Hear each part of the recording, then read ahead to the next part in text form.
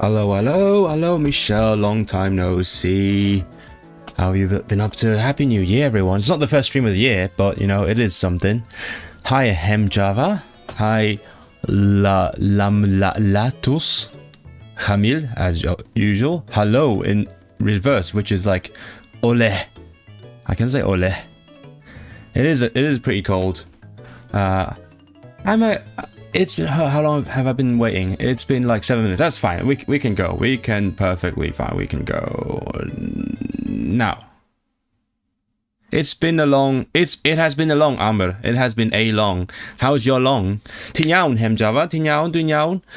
Dwi'n newydd fod yn dysgu Cantonic drwy gyfrwng y Gymraeg. That is crazy. I had a new student this morning. I taught him Cantonese through Welsh, which is amazing, crazy, unimaginable.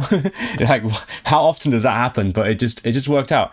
And then my friends were asking, wait, why is there a specific reason that this guy's learning Cantonese through Welsh? And I was like, well, he's learning Cantonese because of his partner, and he's learning it through Welsh because it's his native language. Bam. Does that need any more reason than that? No. It just happens that there is this guy who can teach Cantonese in Welsh. So that's how it happened. Is it cold? Is everyone being tired? Is that why people are a bit slow today?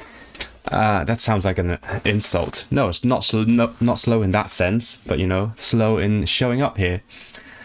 It is still deep winter. I think this time 11 months ago I was on my way. I was in Canada being properly snowed in.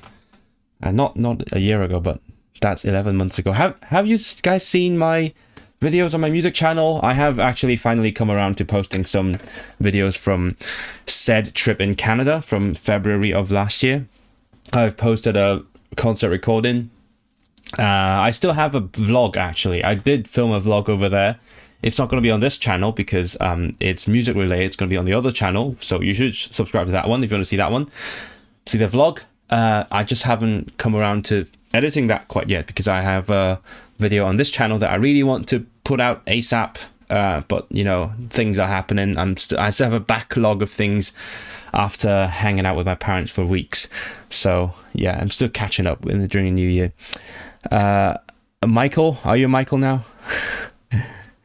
How's the revision? You will see in a few moments. That's the point of this stream. You remember when I used to like switch between two different kinds of streams every week?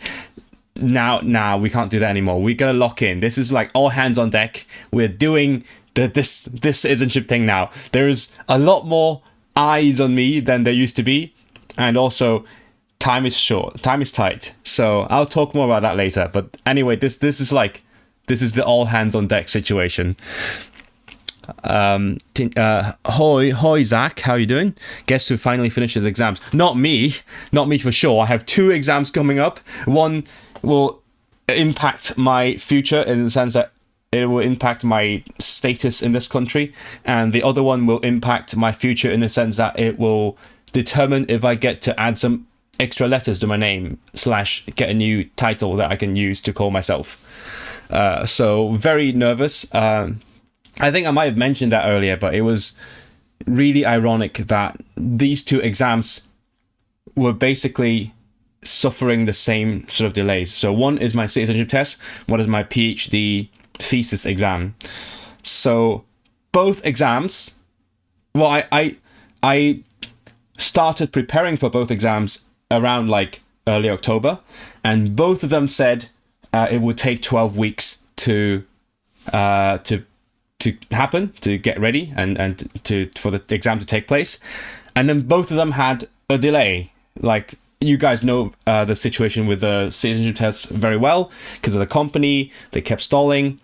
And as for my thesis, there was a little bit of an administrative error at the university, so it couldn't happen in time. So it's taken more than 4 months now, I think, by this point.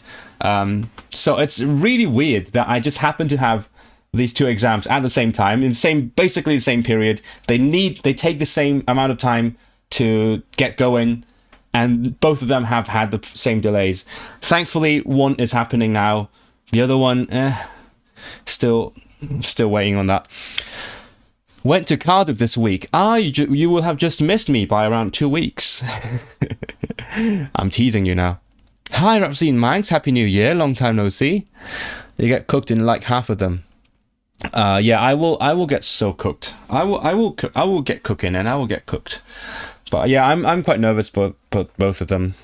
It's pretty much like a one shot only situation. I haven't read or thought about my thesis for months now. That's kind of bad. Usually you submit your thesis and then like in a month or 2 months or 3 months, less than 3 months, you take the Viva and you still know it quite well. But it's been months and months now, and I've sort of forgotten what I wrote about. Maybe that tells you something about me as a doctoral researcher, but it is annoying. What can I say? It's just stupid admin things. Do you have a date? Ooh, do I have a date? Would someone like to be my date? Hello from Douglas. Are you on Douglas right now? That's so cool. Someday I'll come around to visiting the Isle. We had a lot of mentions of the Isle of Man last stream. Like a lot of them. It just keeps talking about the Isle of Man because it's one of the crown dependencies and that I need to know very well. Also, you know, the Channel Islands and all that. How was your 30 piano pieces for your 30th birthday going? Thanks for thinking of that, Kamil. It is not going as well as you would have planned, you know, because you would not, like, logically, because I want to write 30 short piano pieces in the span of my 30th, yeah. After my 30th year, I will be 30, right? So in the span of my 30th year, I want to write 30 piano pieces.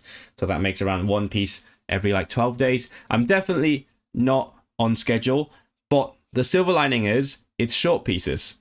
And I already have in mind how the kind of simple pieces I want to write. So basically each short piece is going to be like 1-2 minutes. It's like one concept. You don't need much development. It's just a vibe. Like each short piece is like a vibe. And I just sat down yesterday and I busted out like 2 pieces. Not yesterday, or is it Wednesday? No, yesterday was Friday. I was thinking Thursday. On Thursday, I sat down and I wrote till around 2. I wouldn't say I've written them per se. It's not like I actually wrote the scores, but the idea is that I have the concept there. This is how it's going to sound. These are the chords I will use, and then in the future me will slam them together, and boom, you have a piece. Hopefully that's how it works. Just what's the phrase? Kicking it down the wait. How do we say that? Kick it down. Kick the rock? No. Chat, help me. What is the phrase? Kick the can? Kick the can down the road. Yes, kick the can down the road for future Israel to deal with. But thanks for asking about that. You've got this, Israel. Just lock in. I am quite locked in. This is one of my updates I want to give you. I have finished reading this book. Except the index, I guess. You don't read the index. Nobody reads the index. But I posted about this on my story last night.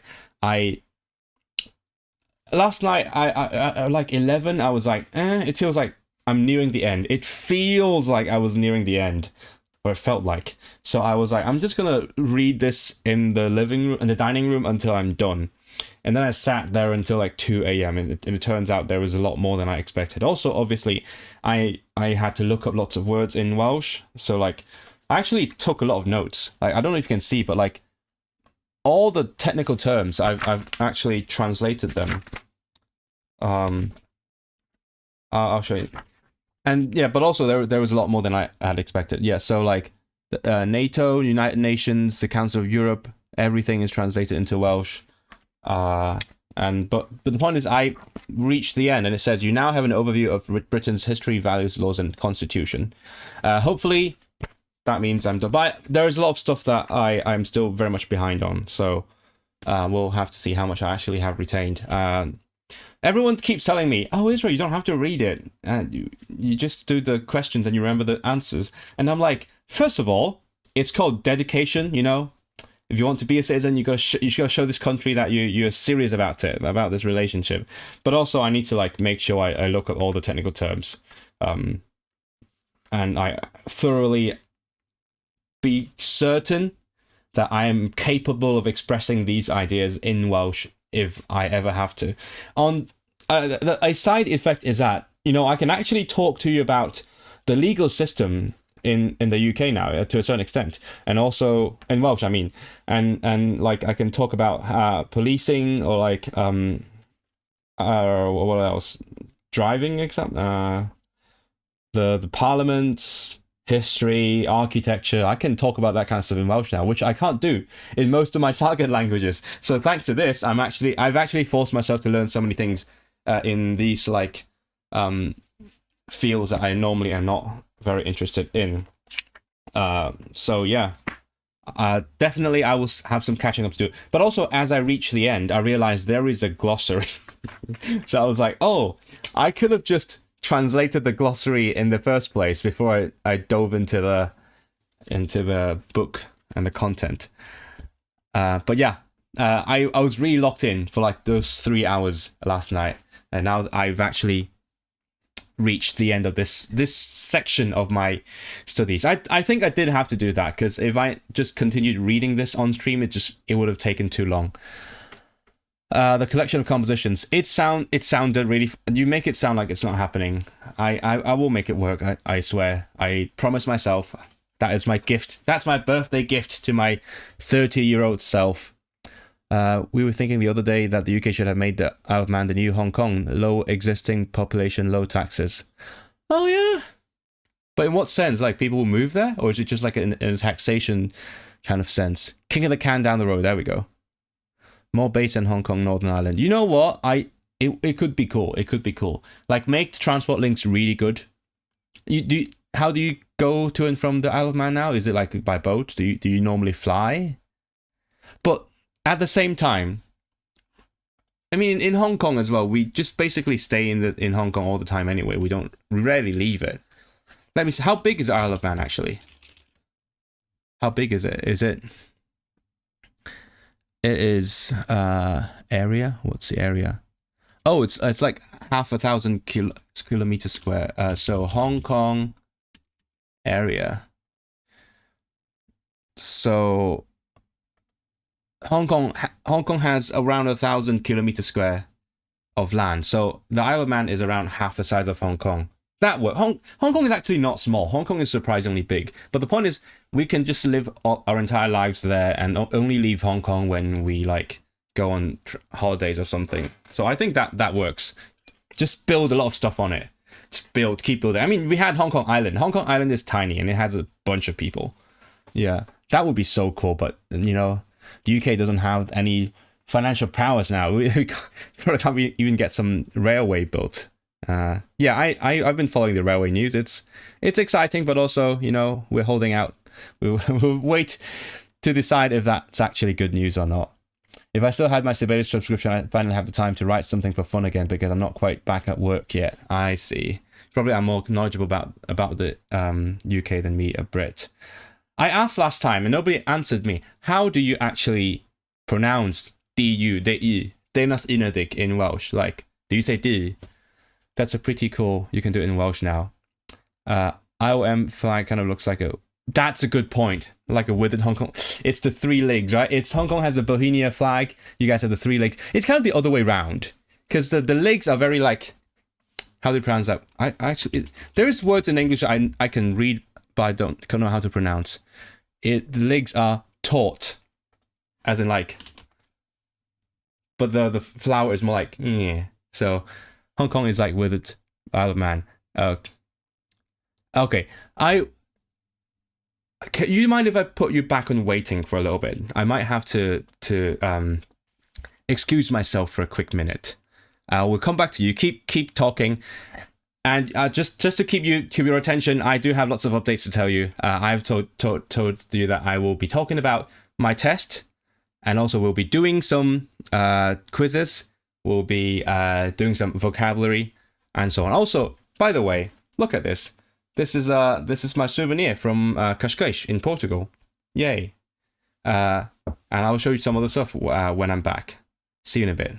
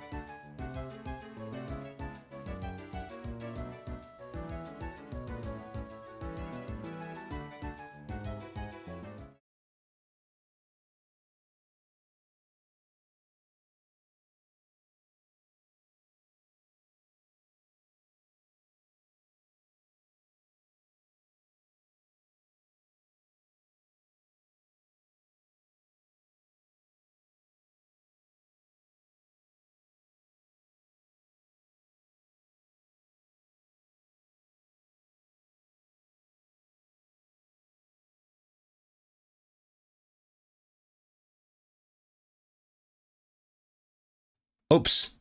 Sorry. Oh, that's spoiled it. Hey, welcome back. Hey.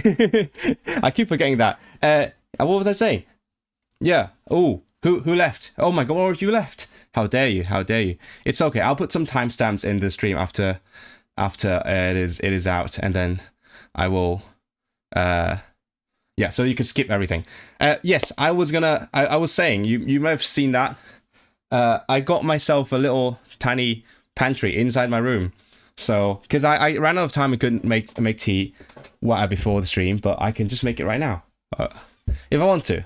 I haven't decided if I want tea quite yet, but I have tea bags down there. Yeah, I know. Well, I keep doing that. It's a weird habit. Every time I mute my mic, I always forget to unmute it. But that's fine.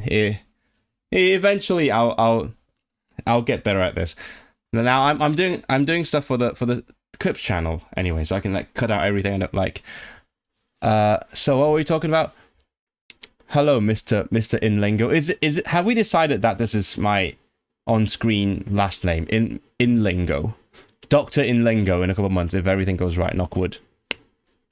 What is A0? You grind German? You grind. We can grind together. I'm not grinding any language stuff right now, but you know I'm still learning, so we can do the grinding. Who is still here? Show yourselves. Who hasn't left during the awkward muted section? Oh, I saw someone talking about yeah, how you get to the Isle of Man, right? There's the airport. I think if you give the airport really good connections, I think it could work. Potentially, but you know, where's the money coming from? Right, so I've showed you this, the t-shirt. I've showed you my cute little pantry over there. I'm trying to reach B2 in. Oh, you were talking about language levels.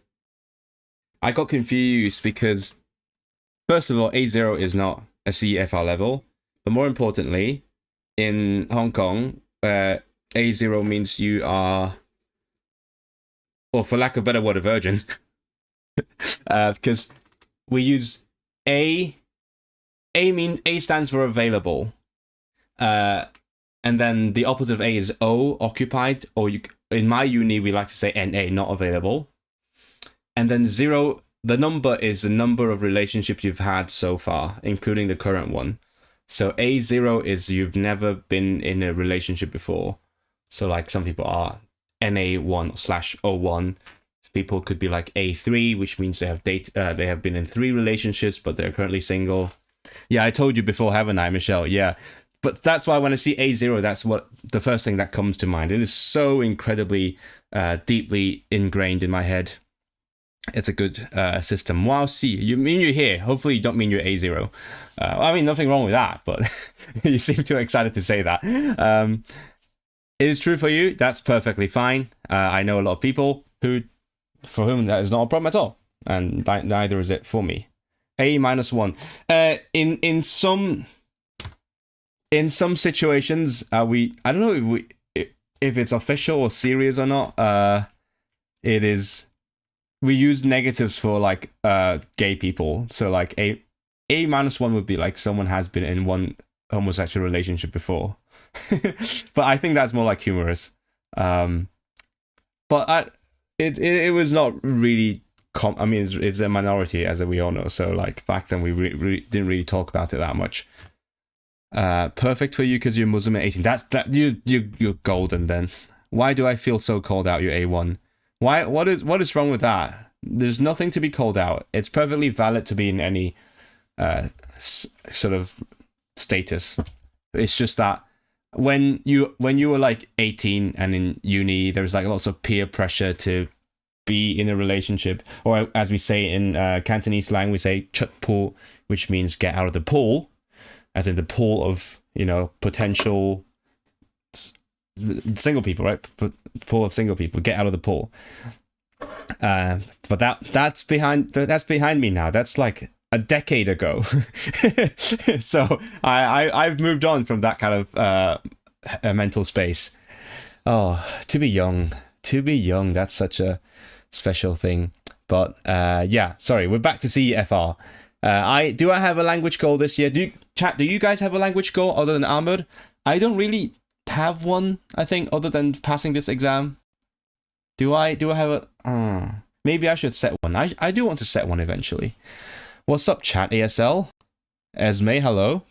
Not really. Thoughts on new Senedd constituencies? Anything related to like life in Wales? Like, I can't really say anything because I haven't lived there. I don't feel qualified to say anything on that. But I did notice that it gets a bit... It's difficult to find the right balance because if now that Wales has like giant constituencies and lots of what's the word, members of the Senedd for each constituency, it is more balanced as like the representation is more proportional. Which, by the way, I just learned the Welsh word for it is cynrychiol. Shit. That's represent. Wait, what's representation? Cynrychiolaeth? Cynrychiol deb? Cynrychiol deb cyf... No, cynrychiolaeth gyfrannol. Proportional representation. I'm just going to double check that. Representation. Cynrychiolaeth gyfrannol. Yes, there we go. It is more proportional, but at the same time, you get less of a feeling that you're being represented directly by a member in the parliament. I do think proportional representation is important, but then I get people complaining that, oh, we don't have our own representation anymore. I never thought about these things back in Hong Kong. I mean, I did vote like once or twice back then, and we also had something like that. We had giant constituencies. Not geographically, because Hong Kong's tiny, but like in terms of population, we had like how many? Hold on, constituencies in Hong Kong, Legco. We probably have like 6 constituencies or something. Let's see. We have not regional council, not urban council. I'm confused. This is not very clear, but the point is there is not many constituencies. like 10ish. If someone wants to correct me, then feel free. 10ish, and that's for like 7-8 million people. So it's the same idea. So you get make bigger constituencies, and then it's easier to like distribute the votes more equally, or the seats more equally. Not in my school or uni, mostly because most people in my course are queer, so we struggle together. That's true. Yeah, that you some courses might have more queer people. Ours, I mean, music. We've got a couple of gays, but that's, I mean, more like people probably were more closeted. It is Hong Kong after all. We did like make fun of gay people back then. I sound like I'm 50, but that's 10 years ago. That's Hong Kong for you. I still see a lot of like homophobic jokes all the time. So there you go.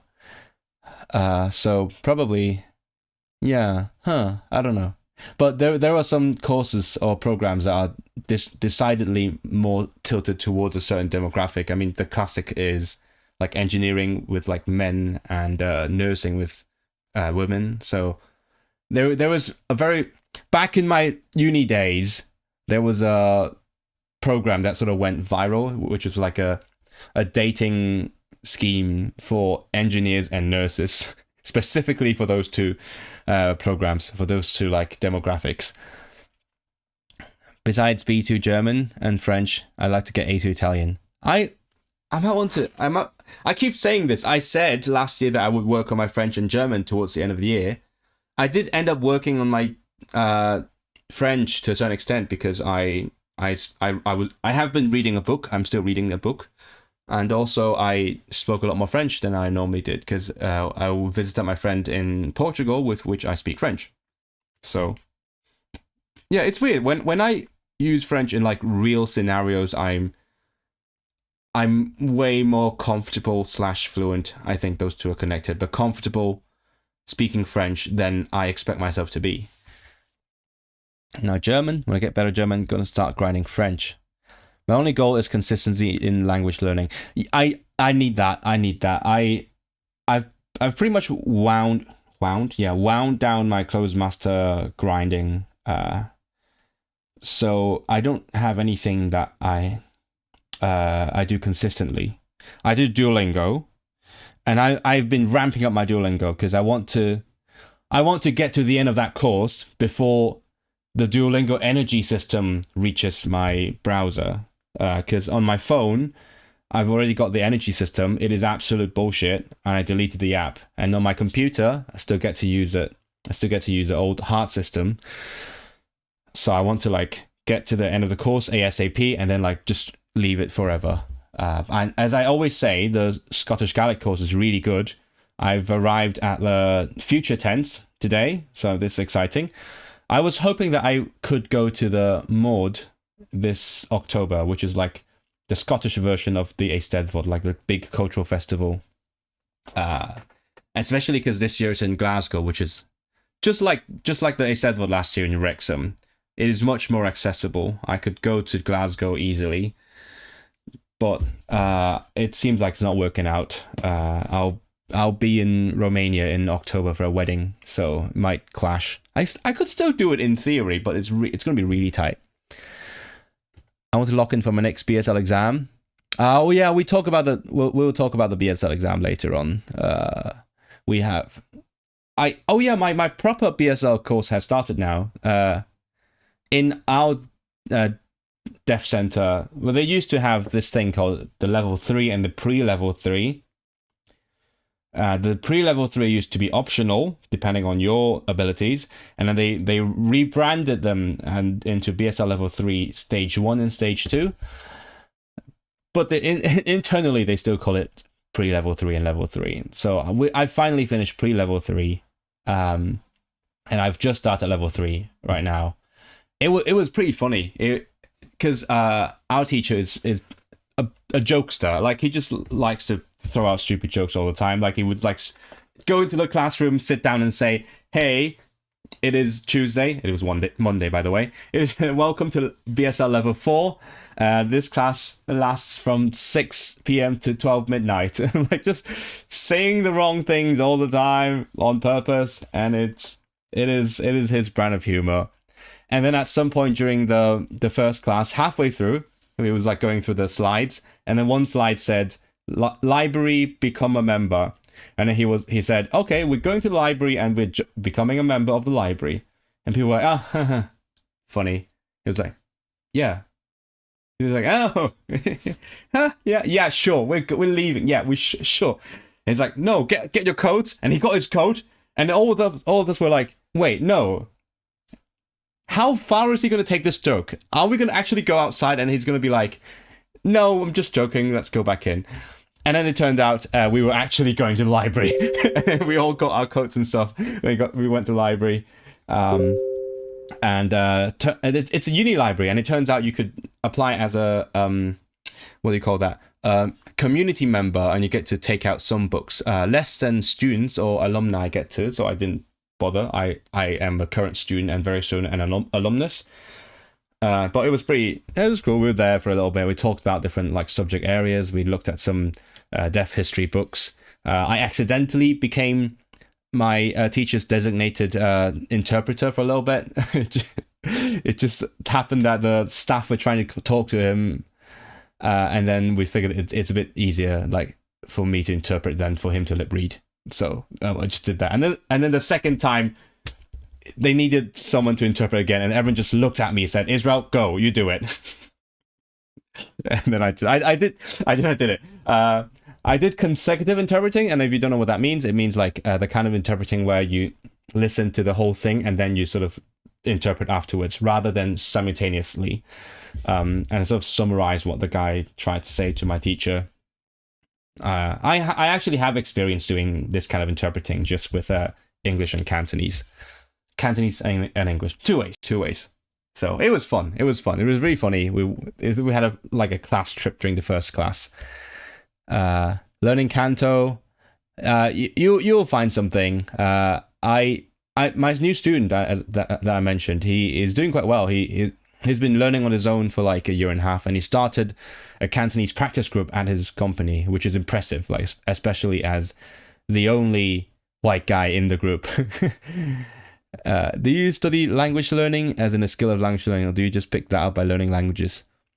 I know what you mean, Esme. I think you do have to learn that from practice. I think the skill of language learning can only be learned by learning languages. There's lots of theory to be had. I mean, there's a whole field of like applied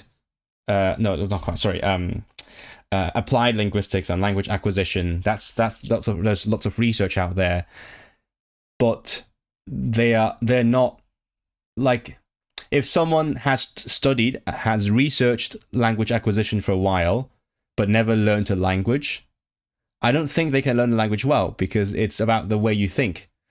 And also, I've been doing some language coaching lately. I just happen to have lots of new students. Maybe people made some New Year's resolutions and they started taking lessons with me. So I have a new language coachee, I guess, and we've been talking about how to learn vocabulary, and I just said, it's about how you process things in your head. It's not necessarily about how you revise it.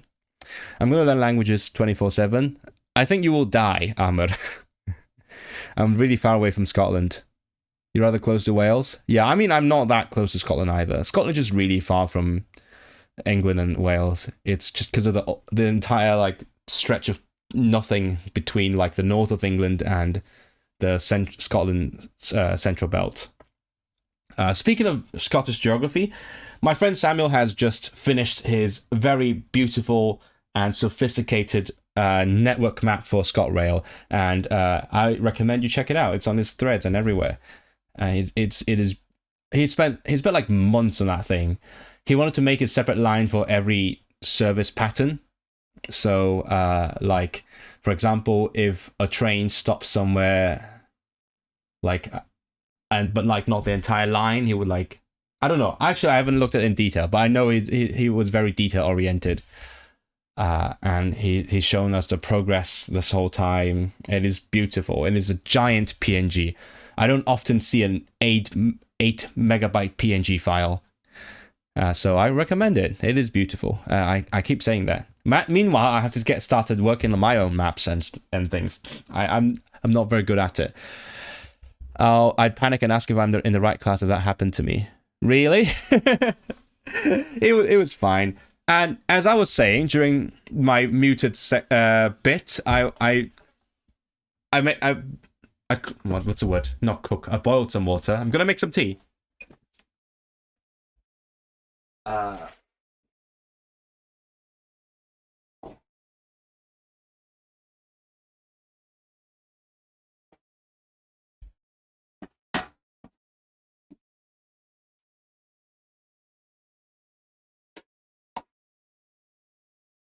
Isn't this nice? Don't you love having a little pantry in your room? I always thought about this, but I just didn't realize. No, I just didn't think about actually doing it. And then one day, my mom told me, "Hey, we actually have a small kettle, an extra one that is completely brand new. I bought it for something else, and we didn't need it." And I was like, "What?" I just grabbed it, and bam, I have this in my room. I did a one-day linguistics course during Cambridge Uni's Open Day years ago, and it was so fascinating. One of the lectures was about language acquisition in children and how they pick it up. Yes, I'm interested in that. Not interested enough that I would read papers on it, but I like to hear about it and think about it, or I guess talk to people by extension. But no, sadly I don't have any research background in linguistics, so I would not be able to do any sort of things in that regard. But I do the kind of journalistic research, like looking at data and things. We will see in the next video. I'm close to finishing it. I just got distracted by other things, which brings us to yes, I have to lock in now because my exam is in 13 days. So I made this realization last night when I was finishing the book. I was reading it and I was like, wait, my exam is on the 30th. It is basically exactly 2 weeks from now. And I just felt like, nah, I've got to lock in. I've got to lock in and really actually study everything. That's why I forced myself to read the entire book, and then I would do questions on today's stream. Not scream. I'm not screaming. Don't worry. No. So, yeah, and I have confirmed it. So how it happened was, as you guys are aware, I made a video about the whole situation a few weeks back. Got some attention. It got on like certain online media and pages and things. And then I went on a radio, both Radio Wales and Radio Cymru. And around that time, the company got in touch and they said, yeah, we can do that for you. And that's the update until last stream. So after the last stream, they have since then given me provisional dates. I said I wanted to do it like late January, early February. And to be honest, I could have asked them for more time. But I was like, better sooner than later. Because just in case something goes wrong, they need a long time to mark it. Or worse, I fail it. Hopefully not. Let's do it sooner. And then they gave me some provisional dates from the 15th of January to the 30th. So no February, even though I said late January, early February. But fine, they gave me dates in January, which was amazing because, once again, when they sent me those dates, that was like 2 days before the 15th of January.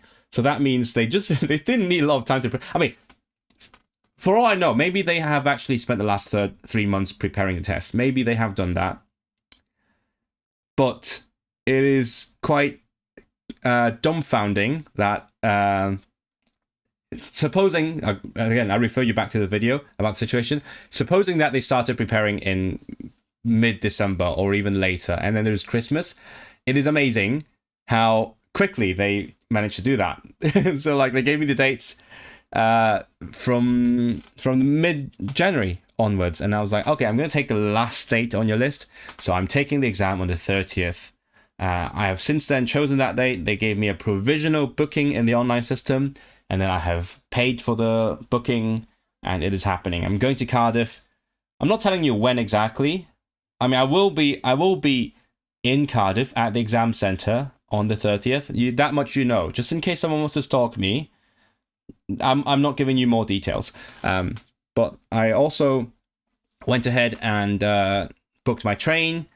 And if you didn't know, the train from Manchester to Cardiff is actually, I think, a bit overpriced. It is quite expensive. It even if you buy in advance, it starts at like £66 with a rail card, and it feels like a lot for return. But that's if you buy in advance, and if you buy an off-peak ticket, as in like the flexible one, it's only like 72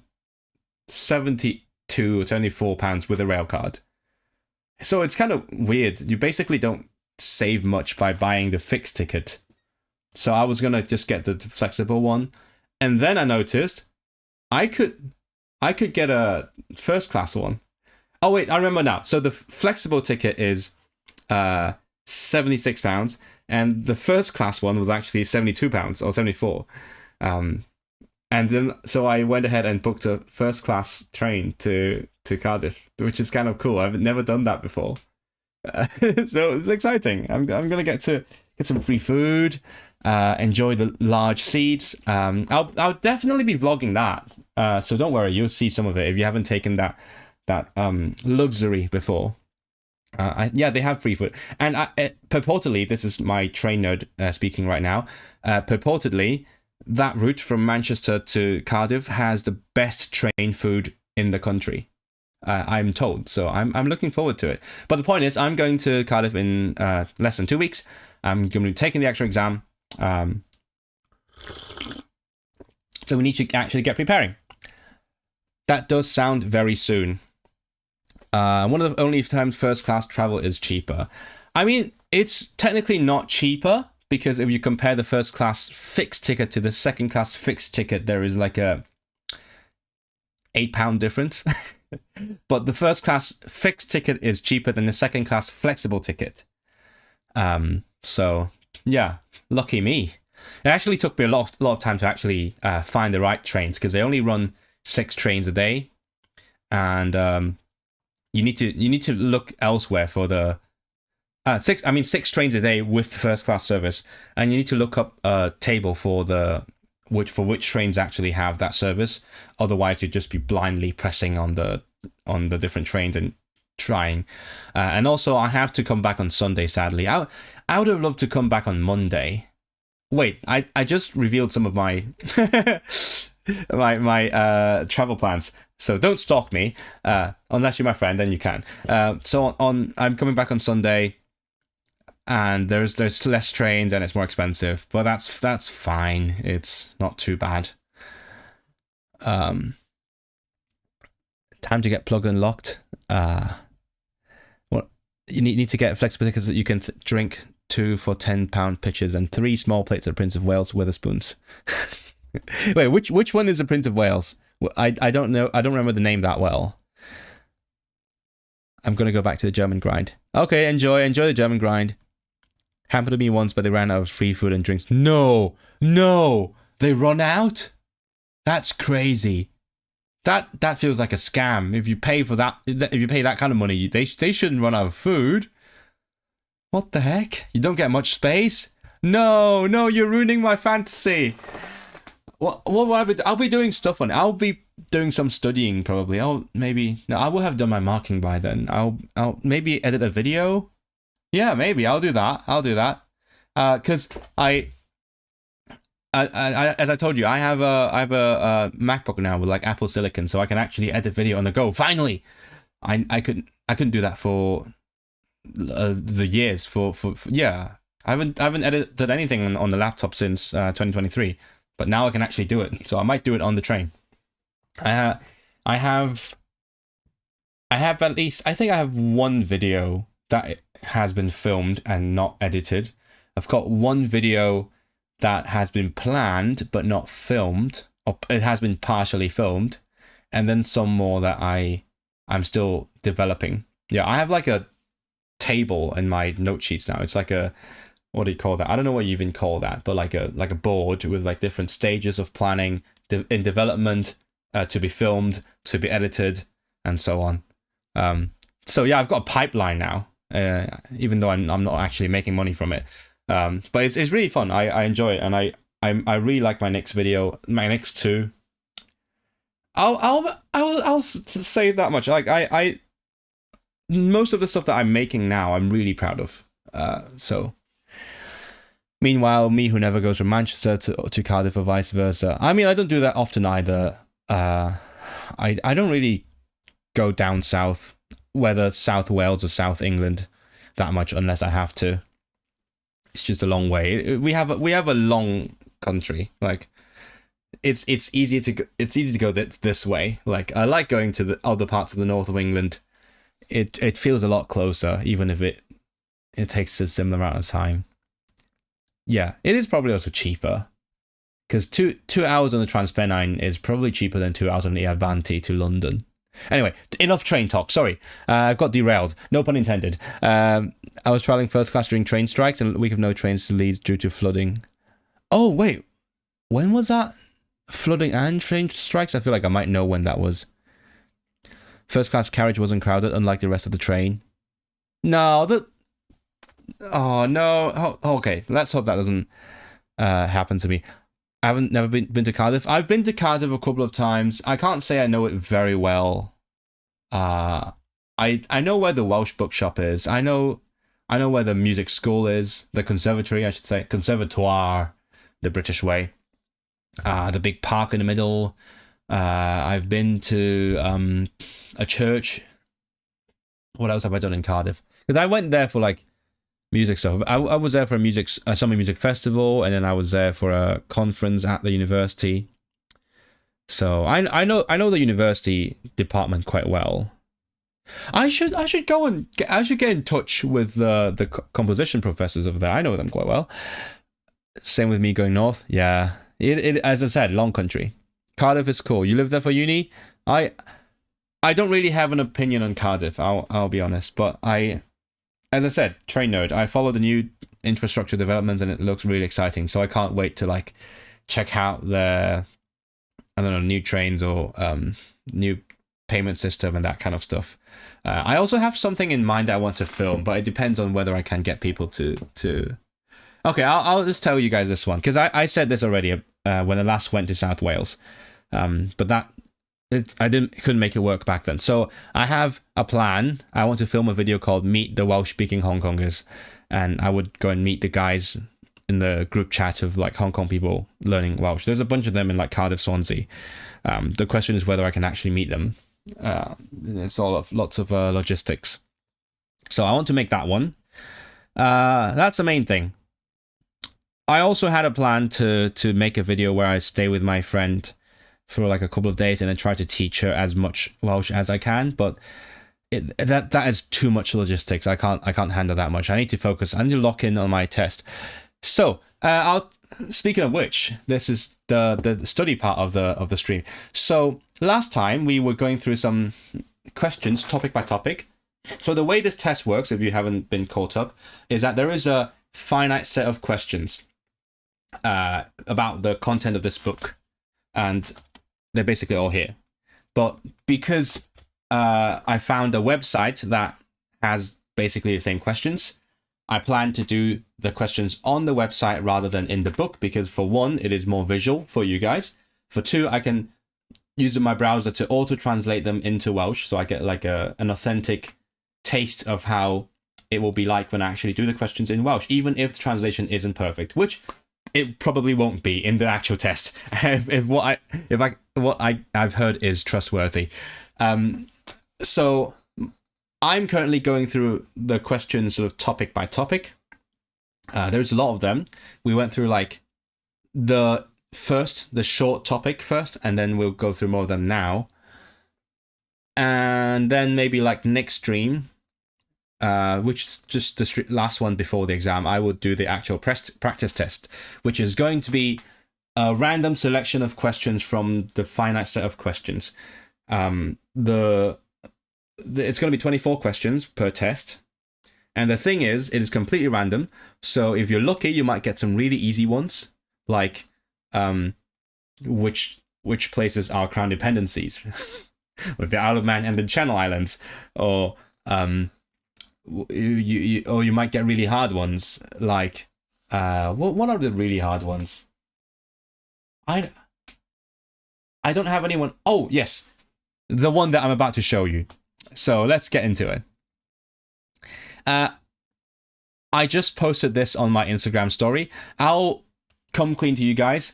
When I posted this question, I was like, oh shit, that's really hard. So I actually cheated. I looked it up in the book and I know the answer, but it is really hard. So, oh, hold on. As I said, I'm going to translate it into Welsh. I know it's going to be harder for you guys, but this is for me. That's for me to prepare, right? They're all multiple choice, yes. I mean, some of them are true or false, but yeah, basically all multiple choice. So you can probably guess, except like in cases like this, then it's really hard to guess. So, pryd ddigwyddodd datblygiad gwasg rydd? When did the development of the free press happen? So I know the answer, but before I knew the answer, I was thinking like Industrial Revolution or Enlightenment, either one. Has to be one of the two. By the way, Industrial Revolution would be the chwyldro diwydiannol. Enlightenment would be the oleuedigaeth. There we go. And what do you think it is? I mean, that's the only one that I know the answer to, so I'll let you guess for a little bit. 3 or 4 years ago, they had to open an abandoned closed train station of desperation in Leeds. What the hell? Wow. Let's see what happens with the new northern train thing. Okay, no guesses. This is really hard. You actually have to know the year with this kind of question. 1755? That's what I guessed. Because I was thinking Industrial Revolution. But no, it is before that. It is caniatawyd I bapurau newydd weithredu heb drwydded gan y llywodraeth. So they no longer needed a license to publish newspapers. Dechreuwyd cyhoeddi niferoedd cynyddol o bapurau newydd. Yep. So yeah, I was thinking the second one or third one. That's how it is. So this is probably one of the harder questions because you need to know the exact year. I think it's probably fine if there is a distance between each option. So if you want to guess, if you have a good idea of the context, you can probably guess it.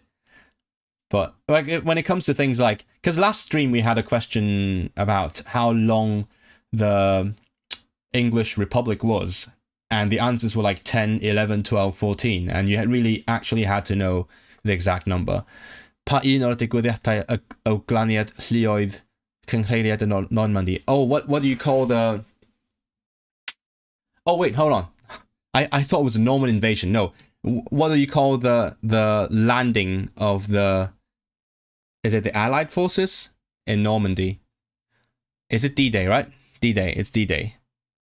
Yeah? Yes, D-Day. Oh, the D-Day, the Blitz, that's when London was attacked. The Battle of Britain, I don't know what that means. The Dunkirk spirit. That's a thing. That's a thing in the book. The Dunkirk spirit, like probably someone with like indomitable spirit, and you can say that, oh, you have a Dunkirk spirit. Ar chweched Mehefin 1944 glaniad lluoedd y cynghreiriaid yn Normandy, D-Day.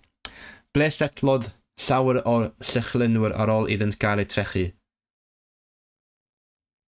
Wait, no. Is that a mistranslation? Oh, what? When did the Vikings settle after they were defeated? I didn't realize they got defeated. But I think it's probably the Danelaw, right? Yeah, the Danelaw is when the Vikings lived. Dorset is in the southwest. That's Lancashire. No, Lancashire is the northwest. I don't know what that is. Let's see. What is it? Pale. The Pale. Okay, the Pale. That's in Ireland. Un oedd teyrnasoedd Anglo-Saxonaidd Lloegr o dan y brenin Alfred the Great ar orchfegodd y llychlynwyr. Oh, Alfred defeated the Vikings. Arhosodd llawer o'r gyrysgynwyr llychlynedd ym Mhrydain, yn enwedig yn nwyrain a gogledd Lloegr mewn ardal a elwyd y Danelaw. Mae llawer o enwau lleoedd yno, megis Grimsby a Scunthorpe, yn dod o'r ieithoedd llychlynaidd. Just as well, D-Day wasn't 2 days earlier. What do you mean D-Day wasn't 2 days earlier? What does that mean? It makes sense for it to be the one, but I feel like there's sort of things that happen a lot after that usually surprises me. Yeah. Be oedd Armada Sbaen? Oh, something... That was during a queen. Is it Elizabeth I? Right? Byddin Ffrengig a Sbaenaidd. Salwch.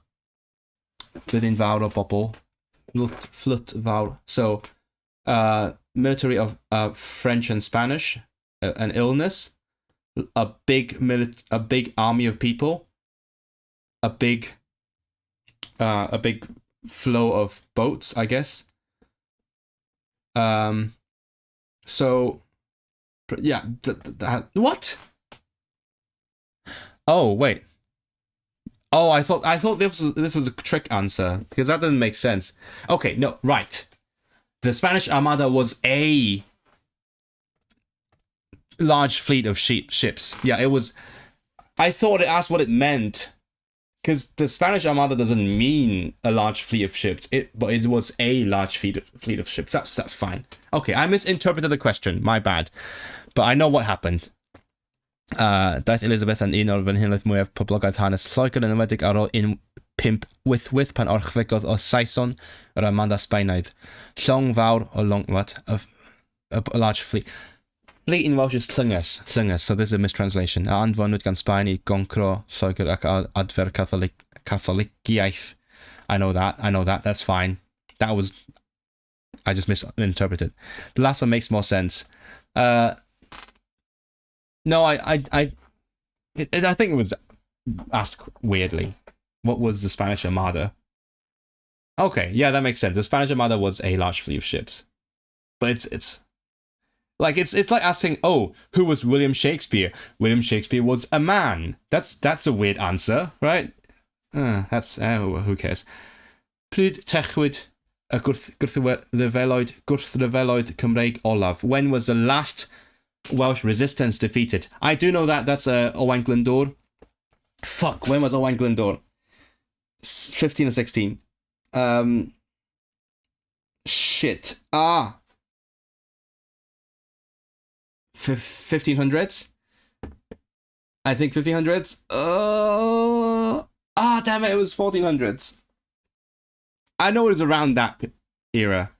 Erbyn canol y 15 ganrif oedd gwrthryfeloedd Cymreig olaf wedi eu trechu. Cyflwynwyd cyfreithiau Saesneg ar Saesneg. Okay. Yeah, so they introduced English law and the English language. Wait. That was Owain Glyndwr, right? Okay, yes, that was a 1400s. Yeah, that's fine. See, I hate this because I know the story. I know what happened. I just didn't know when exactly that was. Why is knowing the year more important than knowing what happened? What was be oedd siampwing pan gafodd ei gyflwyno? Oh wait, that's kind of my kind of question. It's an etymology question. I know it came from India, but I read about it in a book. So what did shampoo mean at first? Y grefft Indiaidd o Duolingo pen. So that was an Indian head massage, the British way, not massage. The Indian way of washing your head with soap, cleaning your hair. Oh shit, this is hard. I actually don't know. I don't remember. What does shampoo originally mean? I'd be so cooked if I had to take this exam, but I feel like it's so oddly specific and an unfair amount of info to learn for no reason. Well, that's the thing. That's why people keep saying don't bother learning the actual history, but just learn the questions, which kind of defeats the purpose, right? You want people to actually learn the content. Maybe not no reason, but like you said, why is more important. Yeah. That's later than I thought. Oh, Owain Glyndwr? Yeah, basically, Wales got conquered a lot earlier. Can someone tell me when? Shit, that was in my fucking Welsh quiz. In 12... Llywelyn and Sue Olaf. The last one. Yeah, it's 1200. I was right, okay. The 1200s. Wales was conquered in the 1200s. And then... Hold on. Yeah, that was Rhuddlan.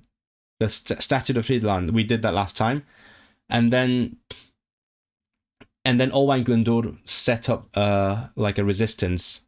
So he was the last Prince of Wales because he called himself Prince in the 1400s. And then eventually he got defeated. And then something Act of Union, and bam, Wales is not a country anymore. That's the thing. Why are some of these basically the same answers? I think massage.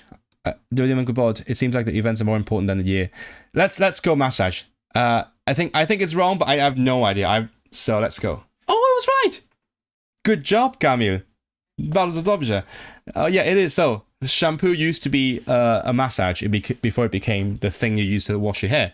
Cyflwynodd Mahomet A'i hefyd siampw'n y grefft Indiaidd o Duolingo'r pen i Brydain. Amazing, we got it. What was a Black Death? A kind of plague, lack of food, war, battle, lack of water is a plague. Daeth afiechyd. Oh, and I should know this. Black Death, it's the 1300s. Math o bla yn ôl pob tebyg I Brydain, gerwyd hyn yn Pla Du. Bu farw treian o boblogaeth Lloegr a chyfran debyg yn Chymru a'r Alban. What is treian? 1/3. Okay, treian. Easy. But I didn't know this. I need to know. I probably should know this. It might be a question. Where can you see the tapestry Bayeux? I've seen this question before, so I know it is in France. Yeah, the Bayeux tapestry, which depicts the 1066 Norman conquest, right? Gorchwecodd gorsgyniad gan Arwyn William, Dick Norman, the Duke of Normandy, Harold. Oh, he beat Harry.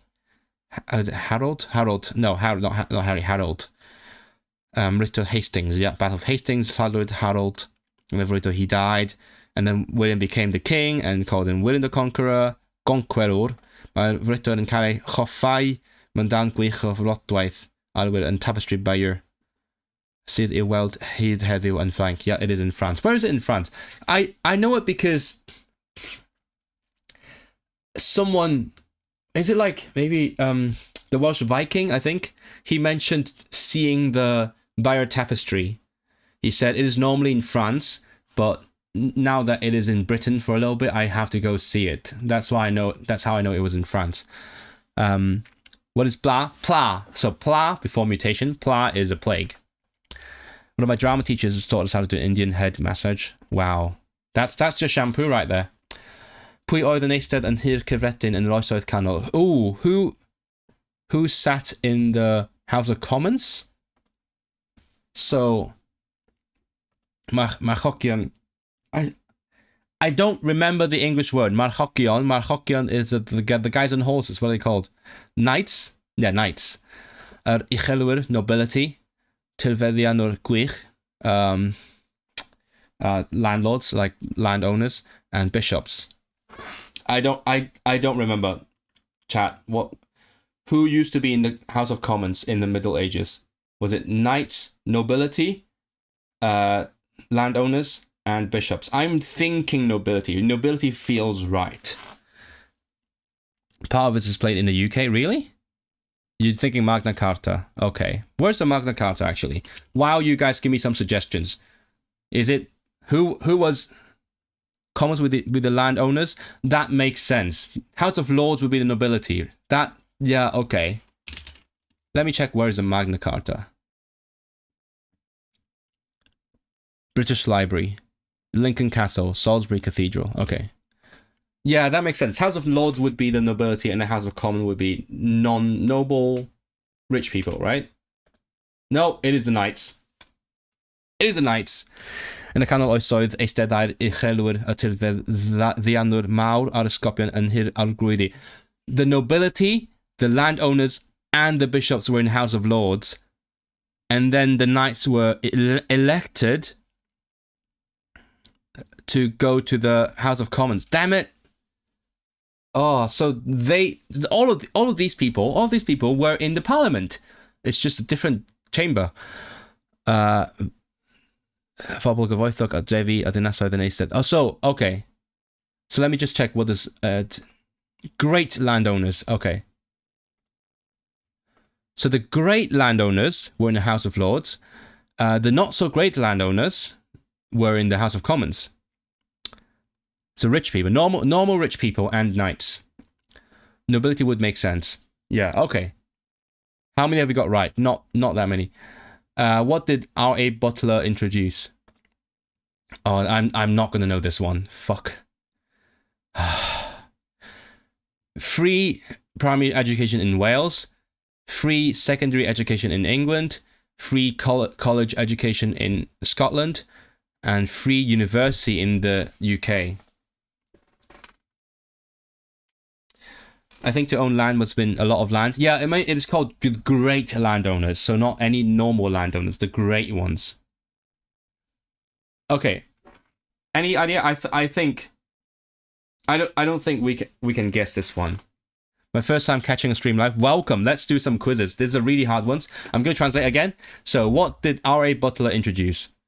Free primary education in Wales, free secondary education in England, free college in Scotland, and free university in the UK. I'm tempted to go free primary education in Wales. Or maybe, okay, logic. For this book to mention it, it probably has something to do with England rather than Wales or Scotland. No, let's do this. Yes! The logic worked. The logic worked.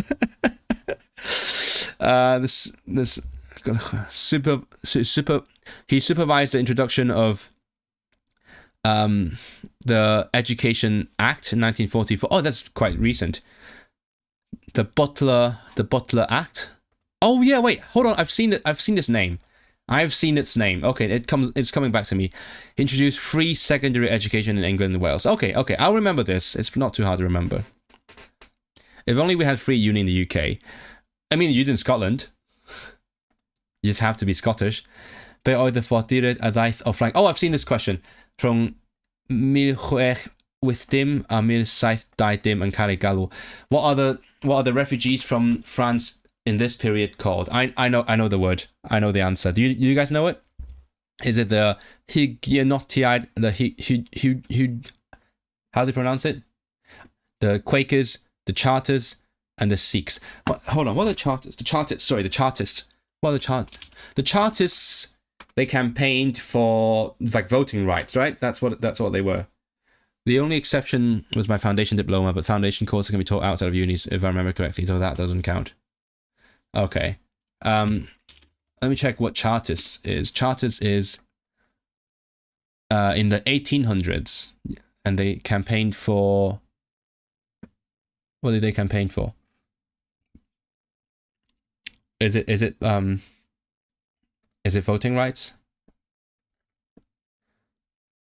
What is Chartism? Oh yeah, they campaigned for lots of rights, not just voting. Yeah, the secret ballot thing. Oh, yes. You pay the member of parliament, everyone gets a vote in secret, and elections every year. Yeah, I read about it, I think, like a few days ago. Okay, so not the Chartists. It's how do you pronounce that? Huguenot. The Huguenots. Yeah. They escaped... because they were Protestants, so they escaped France to come to the UK, to Britain. That was, to be or not to be, as all that is a line from which drama? We know this. It's fine. We know it's Hamlet. Have you seen the new film?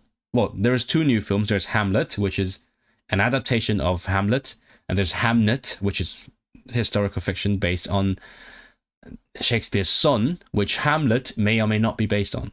Have you seen those? I've seen neither, but I know to be or not to be.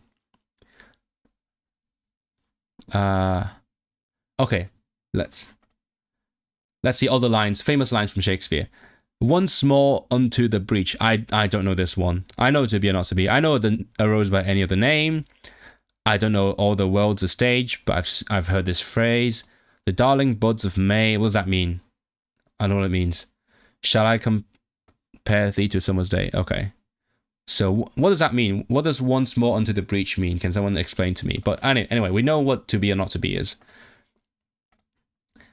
Cyfeirir at y cyfnod canoloesol at y cyfnod ar ôl y conquest Normannaidd hyd at ba flwyddyn. So you refer to the medieval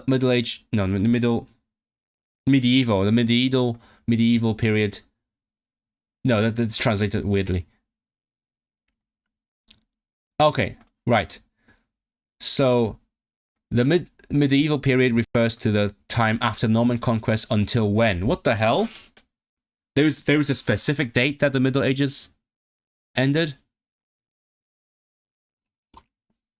That's why that teacher help you.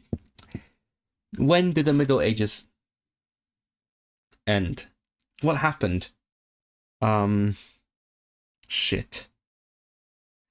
Just from vibes, I feel like it's not 1300s because there's 3 1400s here, and then I see 2 of them end in 85, so I feel like it might be 1485. That's my gut feeling. But honestly, what happened in 1485? I don't know much before the 1500s. I know it was a Elizabethan period, that's the 1500s. What came before that? Oh, the War of the Roses, right? The War of the Roses were in the 1400s. Were the Wars of the Roses in the medieval period? Fuck it, you know what, I'll press it. I was right! I've got the Hong Konger brain. I know how to deal with multiple choice questions, even without any knowledge. No, that's an exam logic. Don't choose. No, 3 of them are 1400s, so it has to be 1400s, and then 2 of them end with 85, so it has to be 85. So why is it? Why is it 1485? Why? Wait, what happened? There was a lot of wars. Is that what? Why? So the medieval period was when there were lots of wars. Is that it? But like, did something specific happen in 1485?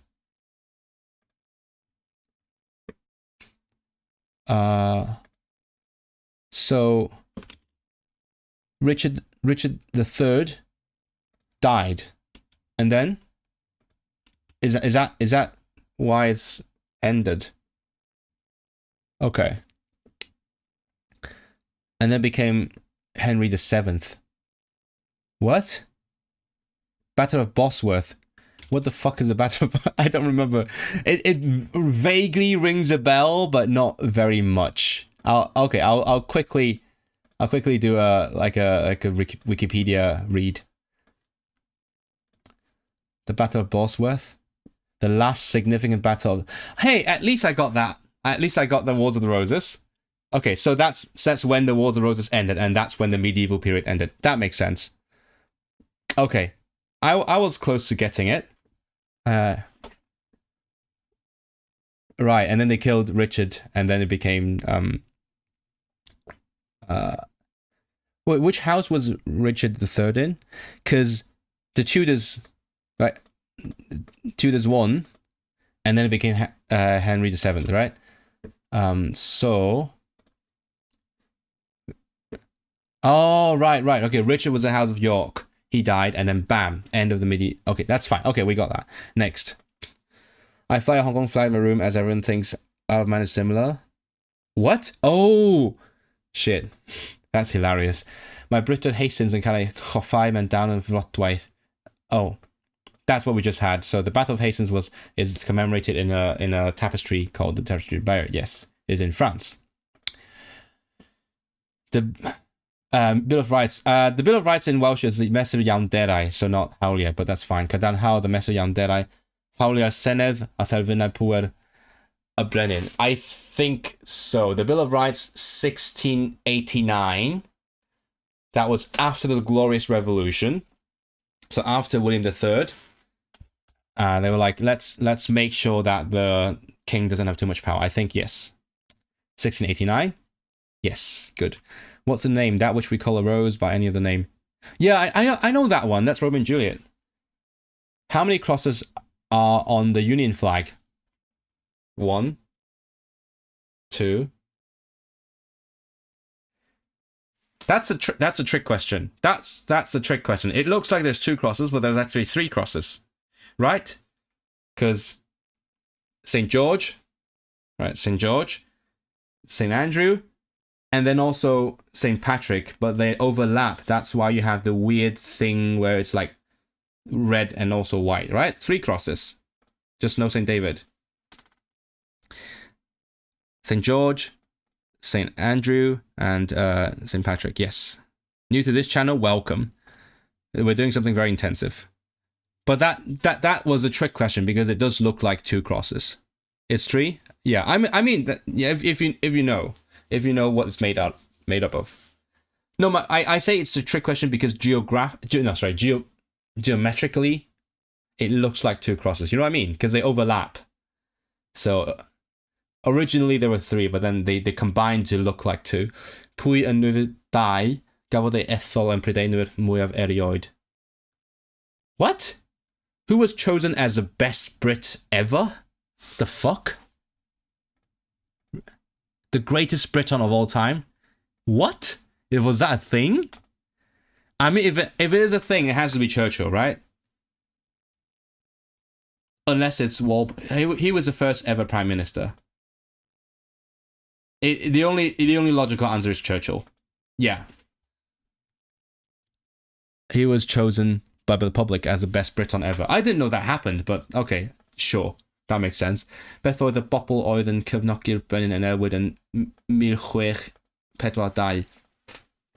What was 1642? That was a civil war.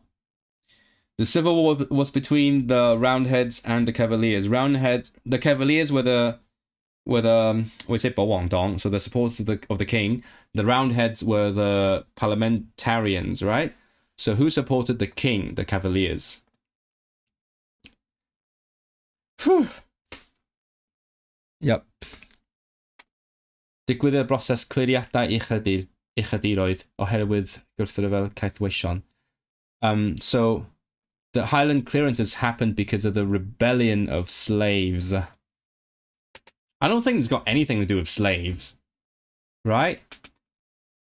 That was it because the Gaels were like fuck you and I don't know, probably just not slaves. The Highland clearances, they destroyed a lot of Scottish landlords of small farms, the crotch as Gaelic and Gaelic. Wneud lle heidiau mawr o ddefaid y gwartheg. Daeth troi allan yn gyffredin iawn. What? Ar ddechrau... Okay. No.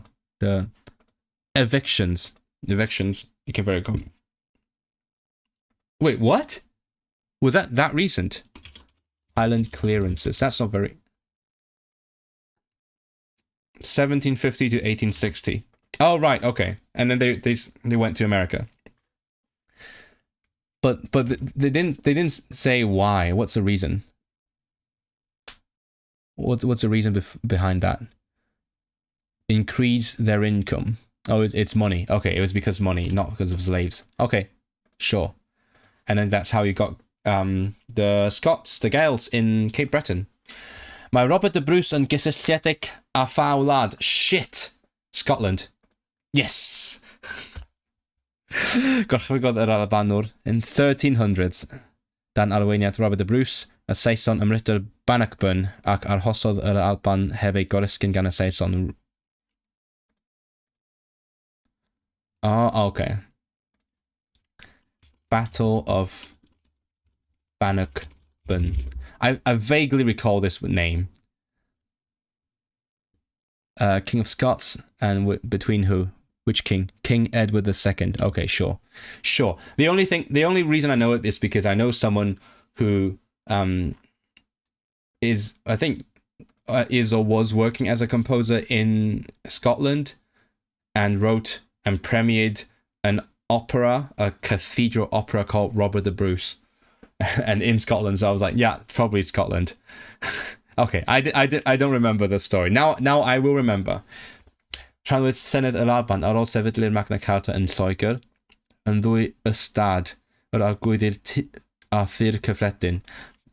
Did the Scottish Parliament get split into the House of Commons and House of Lords? I don't think so. Right? No, that's not a thing. Yeah, this is what we just had. We have the House of Lords in England. And Scotland, they have... Oh, wait. Oh, shit. I was correct in the wrong way.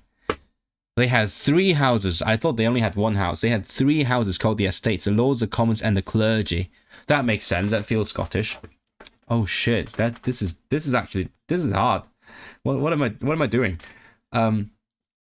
Okay.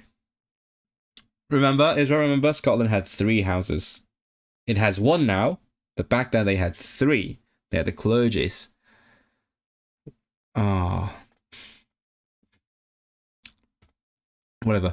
Pwy arweiniodd dîm o wyddonwyr I ddatblygu'r bomb atomic?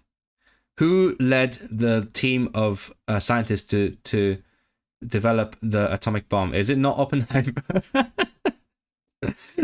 I mean, I know Rutherford had something to do with atoms. I remember Rutherford from my chemistry class. I think it's Rutherford. Yes. Okay, good. All I knew was he did something to the atom. Would that be called tricameral? I suppose, but they call it estates, not houses, right?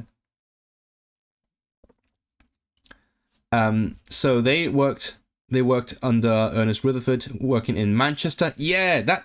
Oh wait, no, I did this on stream. There is a Rutherford building in my university. That's why. Hold on. Yeah, I looked at this on stream. How did I remember? How did I forget? I think it's the one next to my department, if I remember correctly. Yeah, Rutherford building is the one next to my department. So worked in Manchester and Cambridge, and they split the atom, and they took part in the Project Manhattan, the Manhattan Project, and then okay, so basically they did something and then they helped the Manhattan Project. Did Rutherford technically lead scientist to develop the atomic bomb? I don't know the history that well. Rutherford didn't develop the bomb. Well, according to this version of history, he did. Okay, so it is the correct one. Okay, for the purposes of this exam, we follow this version of history. Rutherford developed the atomic bomb. Okay. Did you ever go to any Welsh speaking meetups in the art gallery? Once or twice. Didn't go very often because I'm not an early person. Pan mae 1969 yn flwyddyn bwysig iawn yn hanes Prydain? Oh, it's just asking you what happened that year. Shit, 69. What happened in 69? Cafodd merched y hawr. The women got the right to vote. That's 1918, 1928. 1928, someone got the right to vote, but I'm not sure if it's like 18-year-old men or is it women. Maybe this one. They gave the right to women to vote. That's the same thing. What? Oh shit. It is more specific than that. Oh no, I didn't realize I need to know this. Okay, so is it women at 18 women above 18, women above 30, or women above 21? Shit. Women.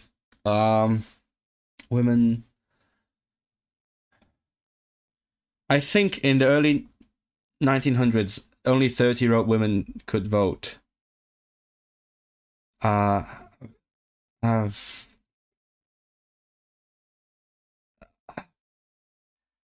Is it 21?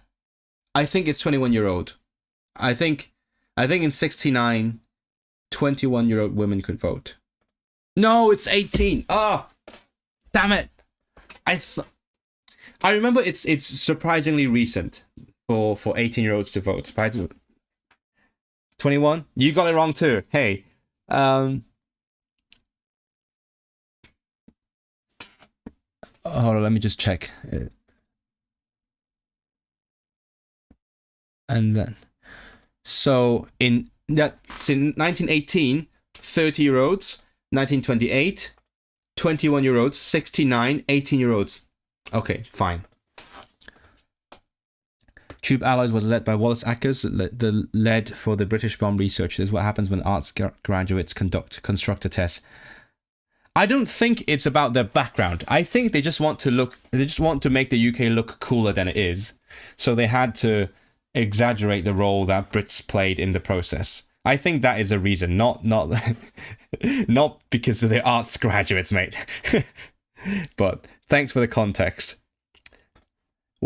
Beth yw'r enw aroddir i'r gwrthdaro rhwng y rhai sy'n dymuno annibyniaeth? Lawn Iwerddon a rhai sy'n dymuno aros y deyrngar. Oh, I know this one. So what's the conflict between the Irish independents and the supporters of the UK government? It's troubles, and the troubles in Welsh is yr helyntion. I know this very well because I learned this the day before I went to Swansea to go on the television. Sorry, Llanelli. And then I used the word on television just for the lols, so I know this word very well. Dir Wasged Mawr, that's a Great Depression. Is it 1928 or something? The clearances, that's the Scottish Highland clearances. The problems, that's wrong. British code breaking was way more influential than the atom bomb. Yes, I know. British code breaking was amazing. That's why we have Alan Turing as the mascot of Manchester. I always say we have two mascots for our city, the Bee and Alan Turing. And he's everywhere. And I've seen, like, I don't know if anyone else hangs around Manchester, but like in the uni area, there's like new signs or like placards being put up to promote like, AI research and all that bullshit. And they have like a big Alan Turing face that's like half digitalized, and I'm like, oh no, they're like making Alan Turing a digital zombie or something. So yeah, he is our mascot. He just love him so much. Who led the Scots in 1314 to beat the Saxons? Oh, we just did that. Robert the Bruce. Which two form the what? Padaidi a Filviod Tidiriad. What? Oh, okay. So which two houses formed the House of Tudors? Oh, right. Because they united, right? The Lancasters and the Yorks. Oh, yeah, that's how it ended. And they became the Tudors because they married. Yes, that's what happened. But that's funny because the other options are the House of Commons and House of Lords. So which two houses formed the House of Tudors? The House of Lancaster, House of York, House of Commons, House of Lords. The Royal Navy held the patent on the bomb. Really? I've seen that. It's weird. Yeah, it's really weird. I get what they're going for. The Charter. Yeah, by the way, the charters are called the Charter, the charters. And also, no, the Chartists, Charter, and a charter is a charter. The Charter and Gysylltiedig ar Rhyfel Cartref are the Gwyddod. And by the way, the way you say these things in Welsh are really annoying. So the 17th in Welsh would be the 2nd on 15. So yr ail ar bymtheg ganrif, the ail ganrif ar bymtheg. So are the Chartists connected to the Civil War? No. They're later. They fight for like voting rights and things. Oh, in the 1800s. So yeah, Industrial Revolution still. So everyone should have the vote. Elections every year. Every area should be equal. Secret ballots. Anyone can become a member of parliament, and member of parliament's to be paid. Manchester Girl here. Yeah, have you seen that? That new sign, that new placard? It's in the uni area. I don't think it's everywhere. Tudor existed before? Okay, no, I need to refresh my history. That's why I don't teach this stuff, because I'm still getting... still struggling through it. Okay. So the Tudors... Wait, hold on. The House of Tudor existed before they married. But the war ended when they married, right? That's how it ended. No, when Richard died. No, I'm confused now. So, but it says the two houses formed the House of Tudor. How does that work? What? Someone help me out here. What happened? That's too much to read. I can't read it that quickly. Ascent to the throne. War of the Roses. Elizabeth of York. I'll look at that later. If chat, you help me. If you can't help me, I'll look at that later. During the Middle Ages, which two wars were fought overseas? Not the Wars of the Roses, not Hastings. Hastings was in Britain. The 100-Year War. What is this? Oh, is it the Crusades, right? Yeah. So Crusades. So they took part in the knights took part in the Crusades. They fought for the Holy Land.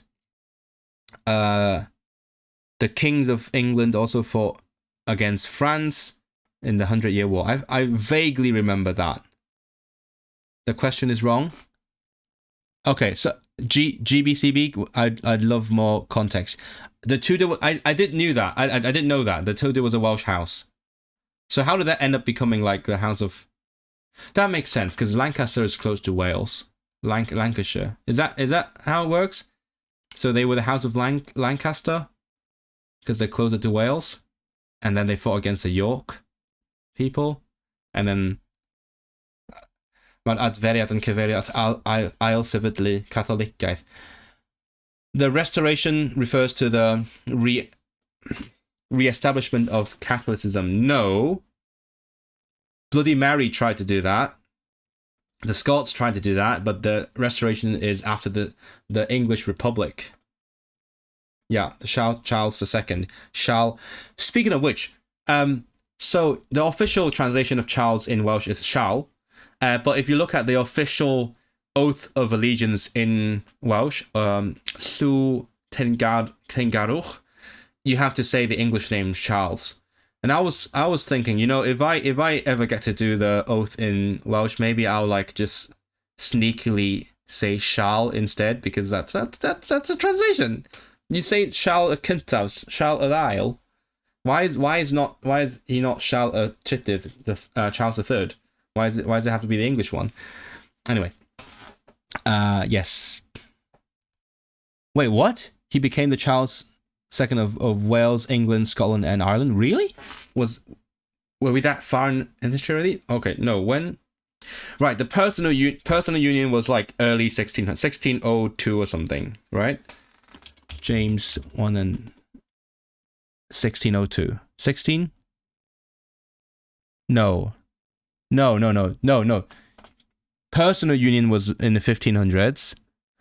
And then James II, 7 and 2 and 7. No, that was... I'm confused. No, what happened in the early 1600s? It's fine. I feel like something happened in 1602. I don't remember what. Something happened. It's all jumbled in my head now. You know what? I want to look it up. I want to see what happened. Something happened I'm sure something happened. Who was king? Oh, no, I was right. It was James I.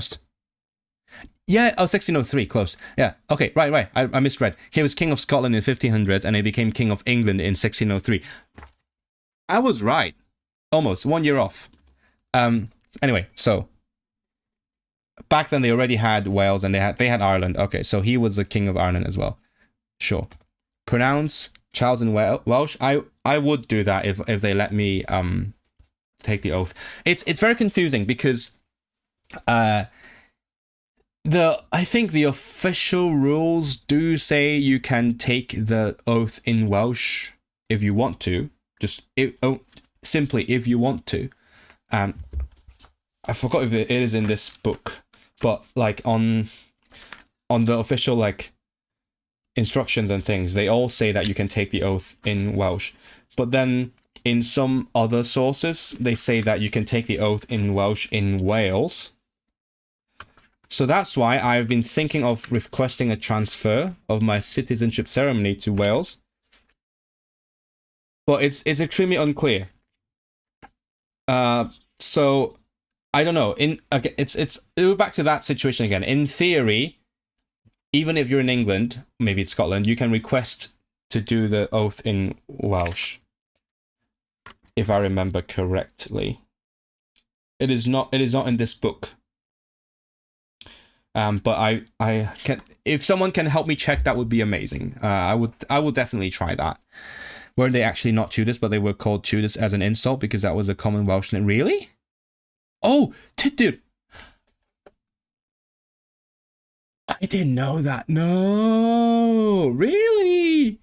Because I like, what's that guy called? Tudur Owen? Is it Tudur Owen? Yeah, I know Tudur Owen. He's a really cool guy. It's a very intense way of speaking. I've seen him all over the Eisteddfod. I know him. I didn't realize it was a common name. Is that why they were called the Tudors? That would be so interesting. See, thanks chat for giving me all the context. It really helps me. It really helps me remember things. But it may or may not be true. You never heard of that? Okay, good. Right, I'll just take it with a grain of salt for now. But that is a good way to. I mean, it's not like I don't remember that the Tudors were Welsh, but it is interesting to think about. I'm a big history buff. I'm a small history buff, But because of this bloody test, I have to be a big history buff. I'm forced to be a big history buff. The Commonwealth includes countries that were once a part of the British Empire only. No, there are some other ones that joined for the lols. It's mostly countries that were in the empire, but some others have joined. Like I think Rwanda has joined. I don't remember which ones. You don't have a source, okay. But I'd be grateful if someone could like check if I'm allowed to take the oath in Welsh outside of Wales. Which ones are civil wars? Oh shit! No fucking idea. Not this one. This one was with Scots, right? That was Robert the Bruce. This one rings a bell. I think this one might be. This one feels like it could be with the Vikings because of the B. So I'm gonna say Marston Moore. Damn it! The King's Army during the Civil War, English Civil War battles. The Marston Moore thing rings a bell, but I don't remember Naseby. Okay, 1646, it was clear that Parliament had won the war. Charles was held prisoner by the Parliamentary Army. He was still unwilling to reach any agreement, and he was killed. Yeah. Okay. Marston Moore and Naseby. Not Agincourt. What is Agincourt? Is it with the French? In the 100 Years' War. Oh, okay. Fine, it's in the 100 Years' War. In the 1400s. Okay. Camroeth death of habeas corpus. Oh, good. Good for the reminder. I need to remember. This is actually important. Magna Carta 1215, habeas corpus 1679, Bill of Rights 1689. I need to know these. Literally, I need to know these. Why was it so important? It's something to do with like courts, right? Because it means we have body. So like the people accused have right to testify in court. No, to like defend themselves in court.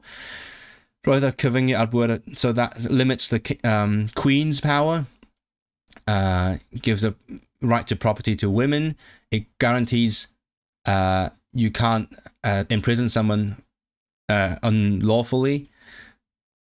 Gave the right to women to vote. That's this one. Yeah, something to do with courts.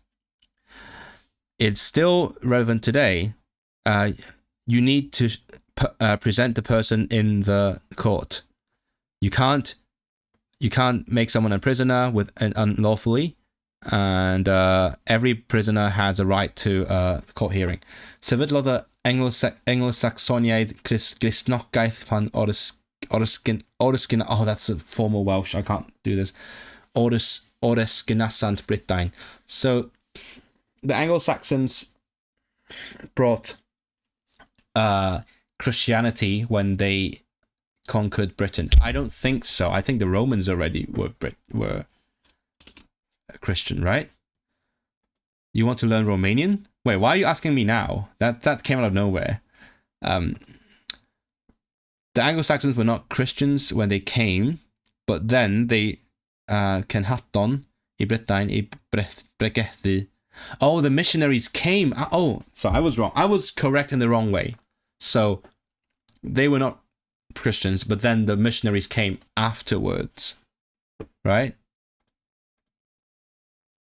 Yeah. Pwy ysgrifennodd a Canterbury Tales? Chaucer. Easy. Did you go to the Black Boy Inn at Carnarvon? I don't think I have. Let me check. People have told me about it. I've heard the name multiple times. Let me check. Carnarvon? Is it a hotel? No. Black Boy. Because I've been to... I was in Carnarvon quite briefly. I went to one pub, but it probably isn't the one that is famous. That's a hotel. The restaurant and bar. No, no, I don't. No, haven't been. Should I? Pa broses ar gyfer masgynhyrchu dyr a arweiniodd at ddatblygiad y diwydiant adeiladu llongau ar y rheilffyrdd? So what process for mass produce? This feels like a quiz show question. What process for mass producing steel led to the development of the industry of building ships and railway? I have no idea. Oh, maybe this one. This rings a bell. I'm learning Welsh. Amazing. I think it is the process bessemer. Yeah, only because I've seen this word before. Arweiniad datblygiad proses bessemer ar gyfer masgynhyrchu dyr a datblygiad yn diwydiant adeiladu llongau ar rheilffyrdd. Daeth swyddi gweithgynhyrchu yn brif ffynhonnell cyflogaeth ym Mhrydain. Okay, when was it though? Bessemer process to make steel, right? First inexpensive industrial process. When was it introduced? 1856. So sort of late-ish industrial revolution, right? But you're a beginner? Perfect, let's work on this together. Pa un o'r gwledydd hyn na ymladodd ar ochr pwerau cynheiriad yn ystod y rhyfel byd cyntaf. The First World War, which one did not fight on the side of, what's his name? The Allied powers. Italy, Bulgaria, Serbia, the States. I should know this because this was literally in my school education. I started studying history from the First World War. Serbia was in it, definitely, right? I remember the USA had splendid isolation, but did they fight? Like, were they isolated splendidly throughout the war, or did they join? They did join, right? They did fight in the war, I think. Italy, probably a trick, because Italy was in the Axis in the Second World War, but Italy was probably in the Allied powers? I feel bad. Feels like, because this was in my actual education, so I really should know this. But I can't put a finger on it. They did fight near the end. Okay, the USA did join. So not the USA. So who did not fight on the side of the Allied powers? I'm gonna go Bulgaria. Oh, it was Bulgaria. Oh, okay, cool. They found the Central Powers. Which were the Central Powers? Germany, Austro-Hungary, the Ottomans, and later Bulgaria. Wait, hold on. Was Bulgaria not in the Ottoman Empire? Wait, what? Uh-oh. Should I know this? Was Bulgaria? So Bulgaria got independence from the Ottoman Empire in 1908. So that's why they were not with the Ottomans initially, but they eventually were. Pryd ddechreuodd y ffermwyr cyntaf ymgartrefu ym Mhrydain? When did the first farmers... Oh, fuck, I feel like I've seen this question, but I don't remember. Because this was Bronze Age. This was when Britain separated from the continent. This was the Bronze Age. So it's one of these. I remember seeing this sentence in the book, but I don't remember which one it is. It has one of these two. I'm gonna go 6,000. Even though I feel like... Oh, I was right. Okay, good. I remember it now. Okay, so the ancestors of the first farmers came from... Yeah, we did that last stream from Southeast Europe. And it came 6,000 years ago. There is some truth to it. Oh, you talk about the Tittir thing. Henry Tudor would have gone by Henry of Richmond of Henry Meredith. Henry Tidder would have been accurate to call him the House of Tudor, as that is the most accurate historical. Yeah, I mean, it is valid for it to start as like a nickname and then eventually become the proper name. That is a possible course of history. There would still be patronymic. I find patronymics kind of cool, just because they're so old. Pa novel, ma novellydd dechanol, satire, Evelyn War, and fwyaf yn adnabod. Oh shit. I mean, these are obviously wrong, so that's easy. But I should probably know this. So it's not The Lord of the Rings, not Harry Potter, not Romeo and Juliet. So it has to be this one. Brideshead. What's the English? Brideshead Revisited. Okay. Decline and Fall and Scoop. I sort of skimmed through this part. Brideshead Revisited. Okay. Who was Catherine? Oh, we've finally got to the wives of Henry VIII. Oh, they are so important. It was Spanish. Yeah. This is Aragon. That's easy. I knew that. Just for revision, Catherine of Aragon, Anne Boleyn, Jane Seymour, who made the baby and died, and then Anne of Cleves, Catherine.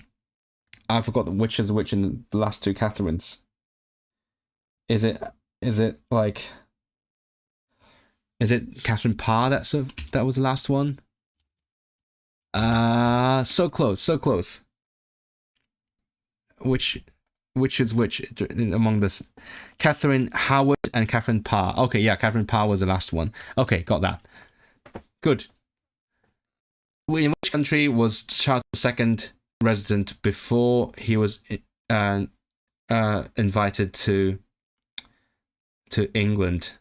Wait, France? Oh, Netherlands. Oh, good to know. Okay, so Charles II, during the Republic, he was in the Netherlands.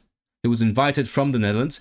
I have a handy way of remembering that because William III also came from the Netherlands. William of Orange. So I can make the connection. Okay. You read about the Tudors of Penmynydd, tracing the march to the Battle of Bosworth. Welcome to my... Well, thanks for sharing this time with me, by the way. And it sounds like I'm ending, but like, I'm glad you're here with me exploring history.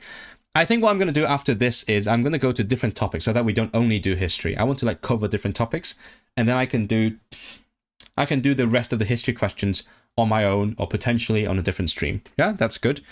And then next weekend, I'll be doing the proper practice tests. Who was the first Archbishop of Canterbury? Shit, I don't know. St. George? St. Austin, St. Patrick, St. Columba. No idea. I know not St. George or St. Patrick, but I'm gonna go St. Austin. Yes. Irish missionaries spread the faith. St. Patrick was famous. He became the patron saint of Ireland, and Columba was. Oh, he set up the monastery on Iona. Oh, right, that rings a bell. It rings a bell. But Saint Austin brought he led the missionaries from Rome and spread Christianity in the south. That's why he was the first Archbishop of Canterbury. Okay. So Saint Columba, even though it sounds South American, he was in like the Scottish Islands, and then Saint Patrick was in Ireland, obviously. Well, was Sir Isaac Newton? That should be easy. But in Welsh,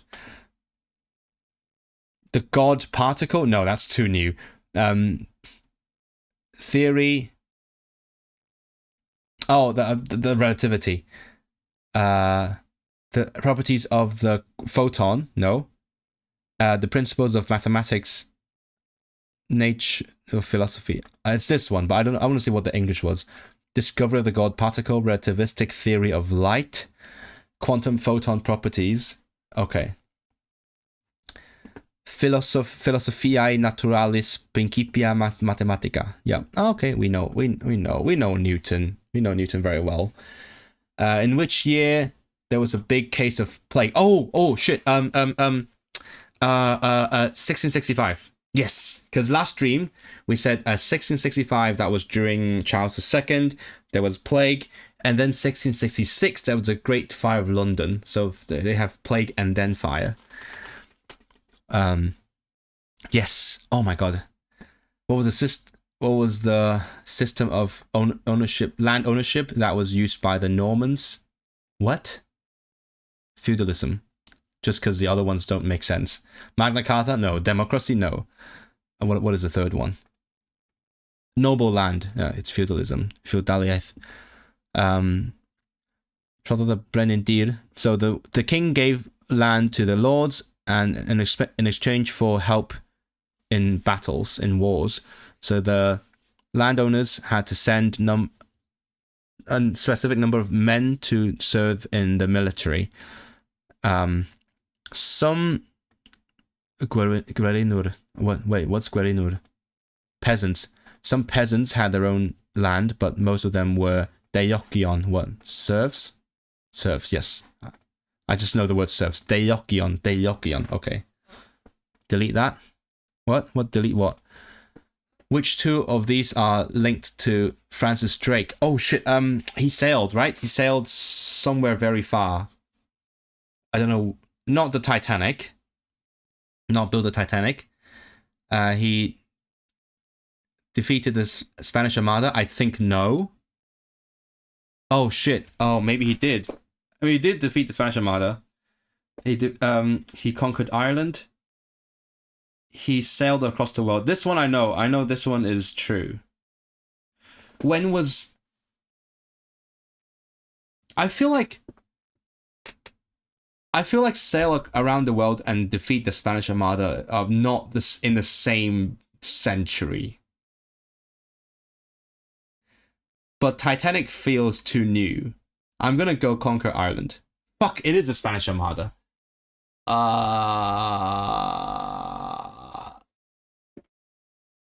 When was Francis Drake? Okay. When was that? 1500s, right? Because Spanish Armada. 1540 to 96. Okay. So okay, I underestimated the 1500s. I thought they couldn't sail across the world in the 1500s, but they could. That makes... Wait, no. When was Columbus? I remember Drake's Passage. But I don't know when. I don't know. Remember when that was. When did he go to Drake's Passage? I think that's a problem. So when did Christopher Columbus go to? Oh, that was the 1400s. Oh shit. Oh yeah, I got the period completely wrong. Okay. Well, Drake's, because when I saw Drake, I remembered something in like some lower part of... I'm being honest here, I don't remember if it's like South America or Africa. Is it Africa? South America. It is South America. Okay. Yeah, it is like in the lower... I remember I have that imagery, but I don't have the time period. Okay, good. So he defeated the Spanish Armada. Cadlowithion. I'm guessing like it's a captain. He defeated Spanish Armada. He was the founder of tradition. The more... What's the English? Maritime tradition of England. His ship was the... What is it in English? The Golden Hind. Okay. Naval tradition. He was the first to sail circumnavigate the world. The bottom tip of South America. He sailed the deep sea blue in 1492. Okay. Some say its waters are very dangerous. I wouldn't know. You'd never catch me in it. Yeah. I like to be near water, but not that kind of water. I like to be near the sea or a river or a big lake. Robert Stevenson, George Stevenson's, I guess, were pioneers in what industry? I don't remember. Robert. It rings a bell. I've seen the names. I've no fucking idea what they did. I want to say cars. So cars, canals, railway, and agriculture. I'm going to say cars. It is indeed a railway. Just before Victoria. So Victoria was like most of the 1800s, right? So Dad and Son, George and Robert Stephenson, the rail engine, and they expanded, and then there was a great expansion of the railroads during the Victorian period. Engines or something. Ian Watkins. It rings. I feel like I've seen Ian Watkins. I might as well look it up now. Oh, probably not then. No. Nah, not him.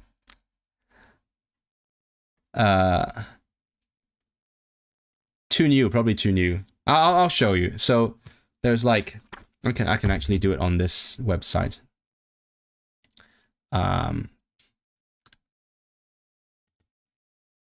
Study guide, the arts and culture. There is a list of musicians. Yeah, they actually, surprisingly, they don't really list any, like, they don't list as many like popular music in musicians. So you've got Beatles, Rolling Stones, punk. That's it. You don't really have that new. Okay, so Robert and George, extremely common names. But Dad and Son, okay. Let me find a way to remember that. The Dad and the Son made the railway engine. What's a way to remember that? Dad and Son, they were like two carriages of a train. They were connected and they worked together towards a goal. First intercity railway between Manchester and Liverpool. And the next one in the 2030s or 40s, probably 40s, or maybe never. Oh my goodness. Which two of these are introduced before the First World War? What existed before First World War? Free school meals, state pension, NHS, not NHS. That's definitely not NHS. Child benefit. So not NHS, but free school meals, state pension, child benefits. I feel like free school meals are newer than that. I'm going to go state pension and child benefits. It is free school meals. Orange Barnacle, welcome. I'm being cooked, as Ahmed would say. You should do a series requiring... Why would I know anything about that? I can't do it. Do you know Donetsk was founded by Merthyr? I have heard that. Yeah, there's like a Welsh thing in Ukraine. Okay, got 3 wrong in a row. That's amazing. Amazing. So initially I was thinking child benefits might be newer because of the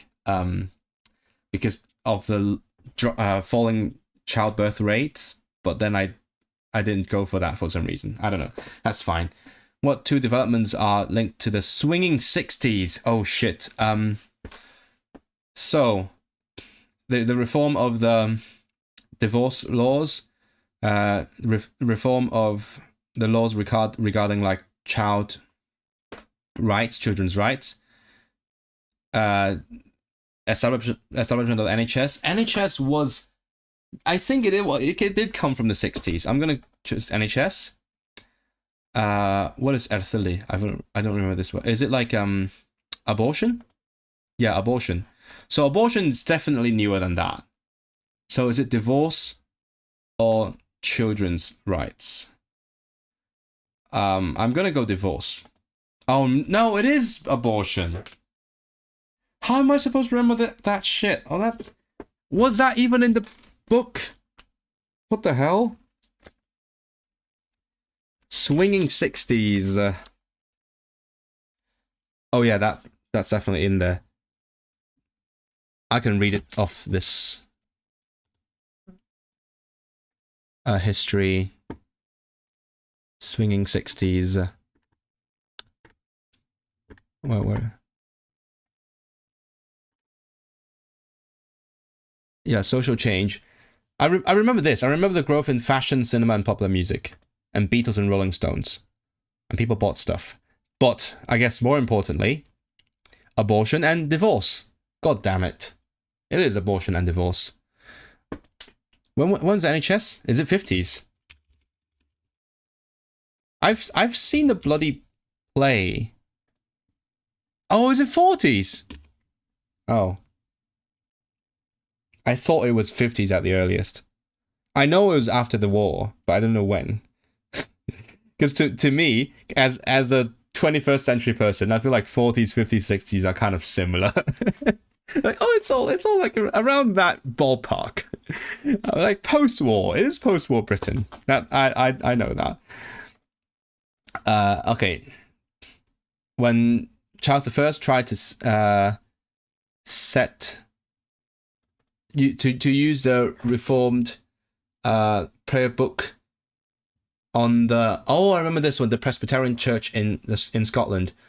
What happened? Hello, Lucinic. So what happened when Charles I tried to make the Scots use the new prayer book? So Charles formed his own army without asking for help from the Parliament. The Scottish army formed, and that's unclear, and invaded England. The Parliament did not give money to the to King Charles. That translation is weird. When the Scottish army invaded England, Charles I remember. What? What are you talking about? Recalled Parliament, not remembered. Recalled Parliament. Remember Aneirin Bevan. I do remember Aneirin Bevan. I'm just not very good with like years. Okay, I know it was post-war Britain. I know the whole story, just not when it was. No, like the exact decade. Shit. I don't. I vaguely remember something to do with like Parliament not helping. I feel like this makes sense. This makes sense. And then what happened? Did Parliament help? I think it is this one. No.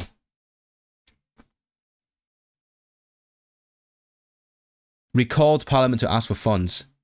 Ah. The Scottish Army was formed. I got that one. Could not find it. I remember this one. He could not find the money. And then what happened after he could not find the money? He recalled Parliament to ask for funds. Many were Puritans. Yeah, I know what Puritans are. They didn't agree and disliked his reforms. And Parliament refused to give money even after the Scottish army invaded. Okay, so he never got the money. Okay. I remember something to do with like money. What? Oh wait, I forgot to check what's the Puritans in Welsh. Puritanite. Okay. Which two are facts about William II of Scotland? What the fuck? There is a William II of Scotland? Well, what? Oh, right. Here's William III in England and William II in Scotland. That's why. The same guy. Here was the same guy. I was like, what the hell? So he was William of Orange before he became William III of England, Wales, and Ireland. This was true. He was a Protestant ruler of the Netherlands before becoming. He was defeated by James II. That's Pangesho. When James II tried to get the crown back, that's wrong. He defeated James II, and he was married to the young daughter of James II. Who was a daughter? No, that's also true. Hold on. Yeah, that's true. Mary William. Mary was the daughter of James II. And that's why the throne went back to James's family, right? Became the was that Queen Anne, right? Wait, so which one's wrong? I'm gonna check the original English. Wait. What? So he was William of Orange. He was Protestant ruler of the Netherlands. Yeah. He was invited to become king in England because he was Protestant, right? Because they didn't want James to be... No, James's son. Who was James's son? James it was... Hold on. They didn't want the Catholic. Yeah, so they removed James II. So William was Protestant. He defeated King James. So that's wrong. He was married to... What? Was Mary II not James's daughter? Yeah. Wait, so which one's wrong? Chat, which one's wrong? I can't... What? I'm confused. He was the Protestant... Oh, maybe he was not a ruler in the Netherlands. Maybe he was like a prince or something. Let's see. Oh! The young daughter means the younger daughter. I thought it was just a comment on her age. No. That's so confusing. Why don't you just say younger daughter? So, okay, so it's wrong because it was not the younger daughter, it was the elder daughter. Okay, fine. Fine, whatever. That's... Ugh. So annoying. Why is the wording so weird? Even in the original English. That's a poly... Thank you, Esme. Let's go to the next one. Yeah. It is not translating. Yeah, I mean, that's easy. Chaucer. Is it Chaucer or Chaucer? Right? It's Chaucer, right? With the ch. What was the Puritans? They were Protestants, right? Protestants. Yes. In 1066, Battle of Hastings. Too easy. Beatles was popular, and there was some change to the laws, the social laws. Again, this feels like a quiz show thing. The band called Beatles was popular, and some alteration to social laws occurred during which period? It sounds exactly like a quiz show, except it's very easy for a quiz show in the 60s. And I know the 60s quite well, and as in, like, I know the Beatles quite well. I studied Beatles in school. What battle did the William of the Conqueror fought in? Battle of Hastings, right? Is it? Yeah, Battle of Hastings. Yeah, easy. Same thing again. When did the English Gladwauer? What is Gladwauer? Oh, the colonizers. They colonized the east coast of America. Okay, when did the English colonizers start colonizing east coast America? Oh shit. I'm thinking Mary, just because of Maryland. Is it? Shit. Hold on. When was... So I'm trying to recall the order here.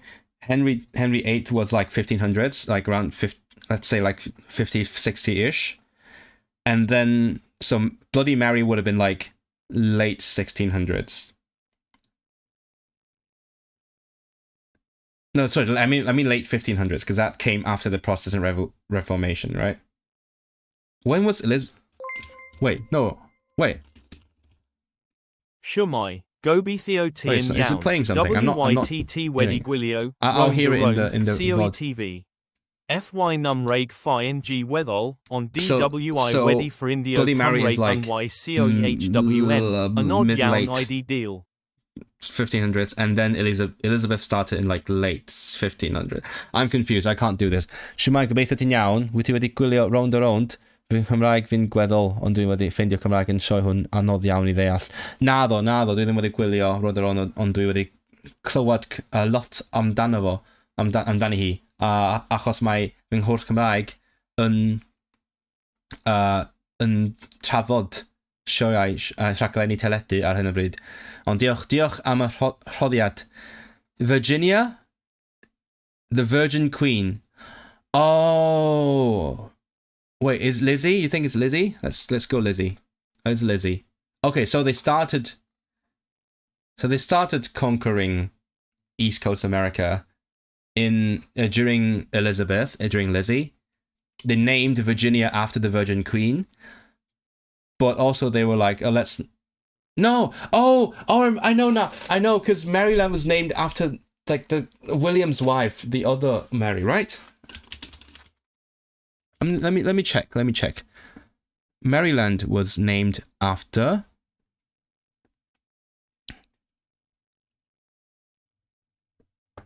I can't find it. What? First colonial... Wait, what? Wait, which Mary was Maryland named after? Named after who? Queen Henrietta Mary. Who the fuck is... Okay. Well, I got it all wrong. It was King Charles, the wife of Charles I. Oops. Oh well. I knew it was named after someone called Mary. That's all I... Watch a thing called Roanoke Island Colony. It was Elizabeth who sent the people there to set up. So, okay, so Francis Drake was also during Elizabeth first, right?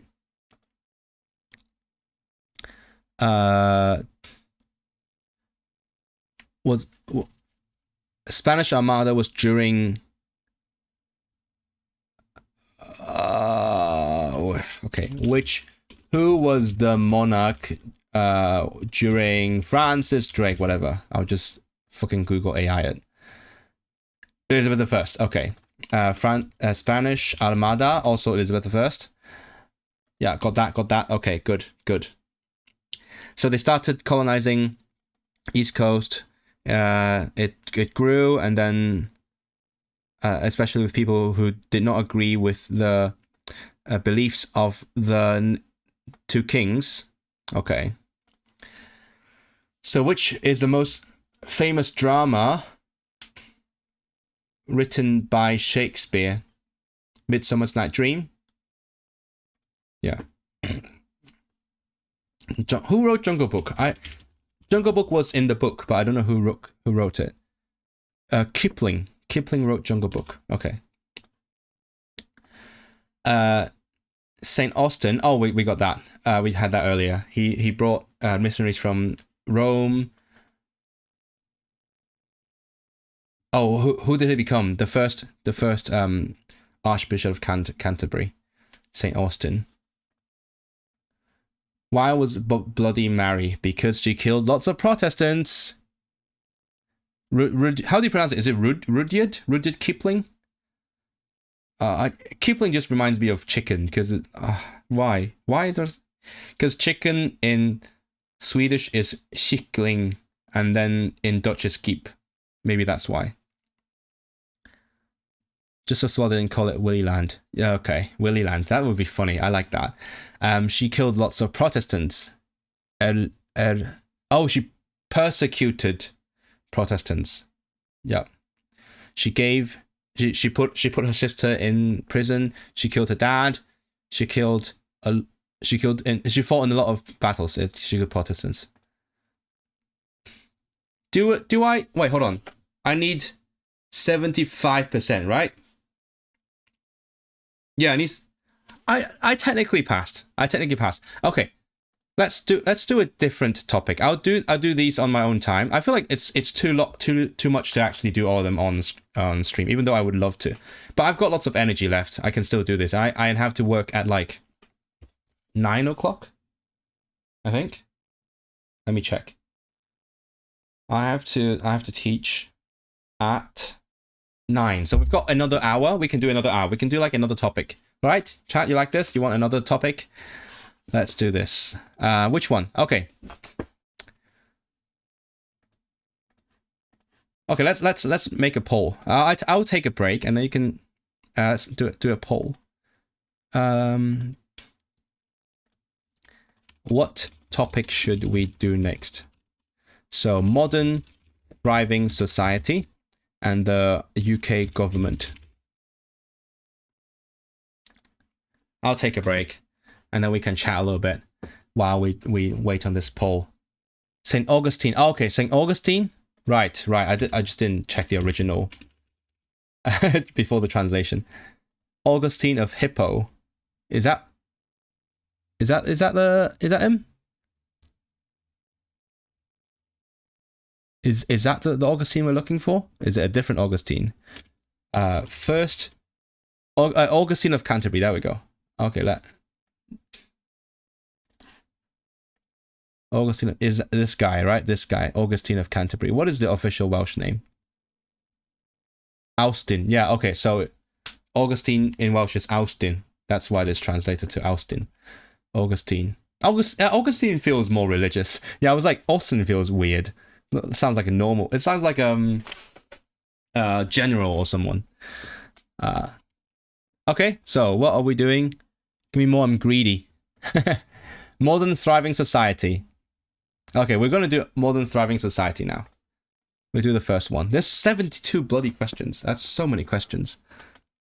Okay. Again, we do it in Welsh just because that's the point of this stream. Not Hippo. Which charity works to protect important buildings?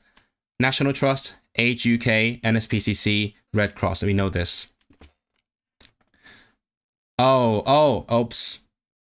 That's fine. Thank you for the donation, RRTNZ. I'm gonna put your donation into this now. that's what I gotta do. Okay.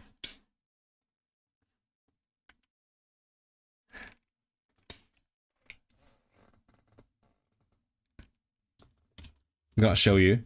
I think you saw my email there, but that's fine. It's just my email. You can email me if you want to. We'll pay and subscribe. There we go.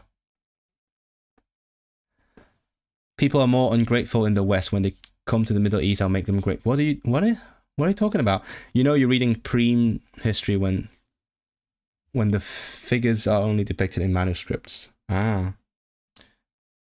Hold on, I'm paying for this. It was bound to happen. I've already expected to put in this £9, and thankfully someone gave me £10 last time, and someone gave me 10 New Zealand dollars today. And after all the YouTube and Apple fees, I think that adds up to £9. Perfect. Thank you for the support. Thank you for paying for this subscription. I've paid. I'm a premium user now. I'm premium Britizen. By the way, if anyone is thinking of donating, of course you're very welcome to donate on any platform. But if you want to give me more of your money, then try not to do it on an iPhone or like an iOS device, because what happens is Apple takes 30% and then YouTube takes another 30%, and I get like less than half.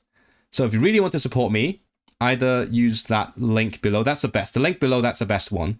But if you want to buy a super chat, try not to do it on an iOS device. That's just if you want to, no pressure. Do you just pay on your watch? No, I just got the what's that called? Verification code on my watch.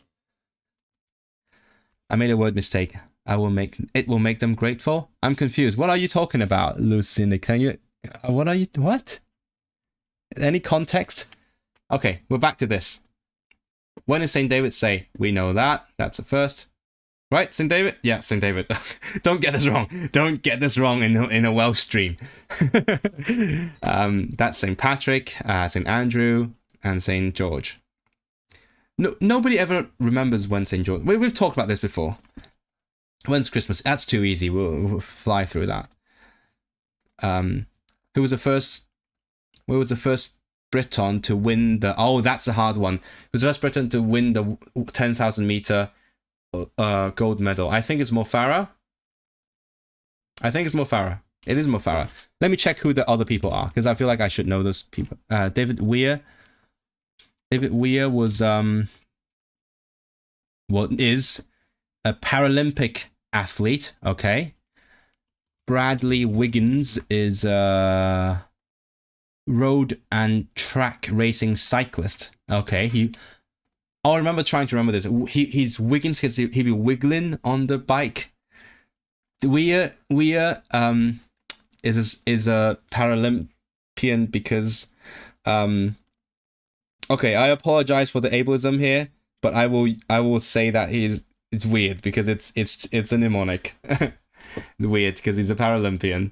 As I always say, if you want to make a mnemonic to remember something, make them like offensive, because offensive stuff is easier to remember. It is just how the brain works. Chris Hoy was another cyclist. God damn it, why there's so many cyclists? Okay, these two are cyclists. They're Paralympian. That's Mo Farah is a runner. Wiggins was our first winner of the Tour de France. Then Chris Froome. Chris Froome is not in my syllabus. I don't even know him. So wait, so why is Chris Hoy significant then?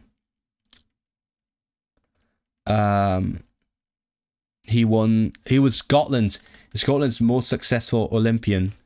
Okay, he's just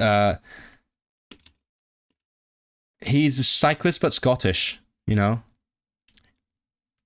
Cool. Who did Elizabeth II marry Philip? We know this. It's not history. It is contemporary with me. Chris Hoy is Scottish. He did velodrome stuff. Okay, cool. Velodrome. It's like the weird. What is velodrome? Velodrome is an arena for track cycling. Is that weird, or like is that special in a certain way? What's special about the velodrome? Where in Scotland is known as the home of golf? Shit, I know this. Is it St. Andrews? I think it's St. Andrews. St. Andrews. Yeah, St. Andrews. Who is the head of the Church of England? The monarch. The monarch is the head. Because the archbishop is the spiritual leader, whereas the head is the king. Yep. Track cycling. Wait, hold on. Track cycling as opposed to what?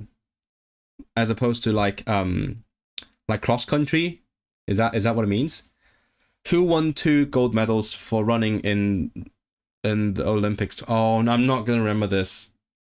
No, Dame Ellen MacArthur, Jane Torville, Christopher Dean, Kelly Holmes. It's angled? Oh, yeah, no, it's angled. But, like, my question is, like, a velodrome is as opposed to what? What is it different from?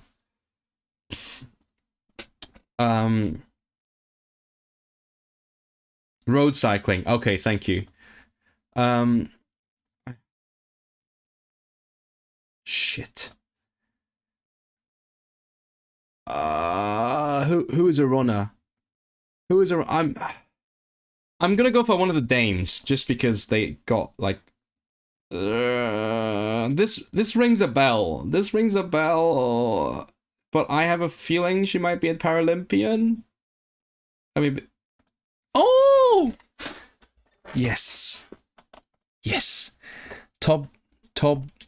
Okay, Jane Torville. Jane Torville is an ice skater. Oh my god, she's born. She had the same birthday as me. Yay! Birthday buddies. She's an ice skater. Okay, cool. Dame. Oh, she's also a dame now. This is outdated. She's a dame now. Since when? Torval and Dean. Oh, oh shit. Oh, that's very recent. So, hold on. So Christopher Dean and Jane Torval, they skate together. They were knighted like 3 weeks ago. No, New Year. Oh, like just this month. That's cool. Another thing that has been made wrong in the book, because I know certain things that are now outdated in the book. For one, I've just been told that Scotland has abolished the not proven verdict. So in Scotland, Scottish courts used to be able to say guilty, not guilty, or not proven. But since this year, not proven is not a thing anymore. And then also, the Senedd in Cardiff is going to have 96 members as opposed to 60. So it's not outdated yet, but it's going to be outdated very, very soon. The reason why I got into figure skating as a kid, but I had to give up drink. Is it because of COVID? No, that's so sad. There's all the mountain biking and BMX, but most people don't care. I see. Yeah. No, I'm learning about a lot of stuff here, so I need to focus on the stuff that matters for the test. Okay, so Kelly Holmes won in the Olympics. What about Ellen MacArthur? So Kelly Holmes is a runner. Okay. Ellen MacArthur is a sailor. Okay. Cool. Sailor. How am I going to remember that? I don't know how I'm going to remember that. Kelly Holmes. Okay, I remember Dean and Torval. Dean and Torval, I've because of how I was surprised by the news, by how recent that is, that's going to leave a mark in my memory, just because of like that feeling of surprise. So Kelly Holmes, runner. Which of the places are in the... Oh shit, I've seen this question. It should be very easy. I think it's this one, right? It's this one. Yes, it is this one. It starts with S. Of course, it's in Scotland. The SECC, Exhibition and Conference Centre. What style of architecture became popular in the 19th century? Oh shit. What was popular in the 19th century? Classic was popular in like Georgian period, right? Gothic was a bit later, right? A little romantic-ish, like 1800s. No, wait, is it 1800? Yeah, maybe Gothic. Simple. Neoclassic. Shit, I don't. What is it, chat? What was popular? Gothic, classical, simple, neoclassic. Gothic? You think Gothic, Kamil? I thought Gothic. My closest rink was quite far. It wasn't feasible. Yeah. I'm going to get a question about the Olympics on the test, and I remember that Michelle stopped figure skating because of COVID. Why not? I mean, it's worth remembering. By the way, hello, Sun Galaxia. Welcome to the stream. But as I always say, it's always about like mental connections. Now that I have even more mental connections related to figure skating, thanks to Michelle, it's gonna help. Because with memory, I'm not a neuroscientist, but my understanding is that memory is not like a zero-sum game. It's not like I remember that, so I can't remember this. It's not like Sherlock, but rather the more connections you have between different things, the better you remember them. So now that I know an extra thing, it's going to help me remember rather than like taking the place of the thing that is in the exam. I want to learn Celtic language that isn't widely spoken. I mean, none of the Celtic languages are widely spoken. It's called Manx. Tag Rhapsody in. You have been summoned. Only you can decide if it's a good idea, but check out what you think of the Isle of Man. Yeah. Ymuno a chyfrifiad 2021, that's how Welsh people would say it mostly. They would say 2021, but like dim ian, ian, pa ganran o boblogaeth Cymru a Lloegr a nodwyd fel siciad. How many percent was six? How many percent was six? I looked it up. I looked it up because I wanted to prove the book wrong. So I looked up the stat, but I looked it up like 3 months ago. How am I supposed to remember? I want to say it's a very low percentage, but all of these percentages are low. I'm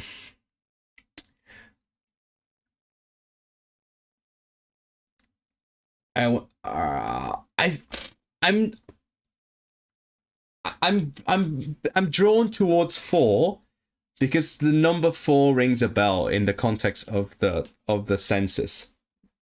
I'm gonna go 4. I feel like I'm gonna be wrong, but I don't have a better guess. It is 1. It is 1. Okay. This is really hard. This is the kind of question that is the scariest in the exam. So 46% Christians, Muslims 6% Muslim, 2% Hindus, 1% Sikhs. What? Jewish or Buddhist? Why is that one statistic? Why is Jewish and Buddhist one thing? Oh no. Okay, either of them are 0.5%. Okay. Oh, okay, 1%. Okay, so Sikhs are really rare. Not like extremely rare, like Jews, but they're twice as common as Jews. They're less common than Hindus. That makes sense. There's lots of Muslims. There's lots of Hindus. That makes sense. Sikhs are, yeah, okay. Right, that's... I don't know how I'm going to remember that. When is Halloween? I know that. Oh, what? I misclicked. I went too fast. We know when Halloween is. This is embarrassing. This is embarrassing. Because the months in Welsh don't come as easily to me as they do in English. I know when Halloween is, guys. I know when Halloween is. What is the Turner Prize? Art, because Joseph Turner, right? Like contemporary art.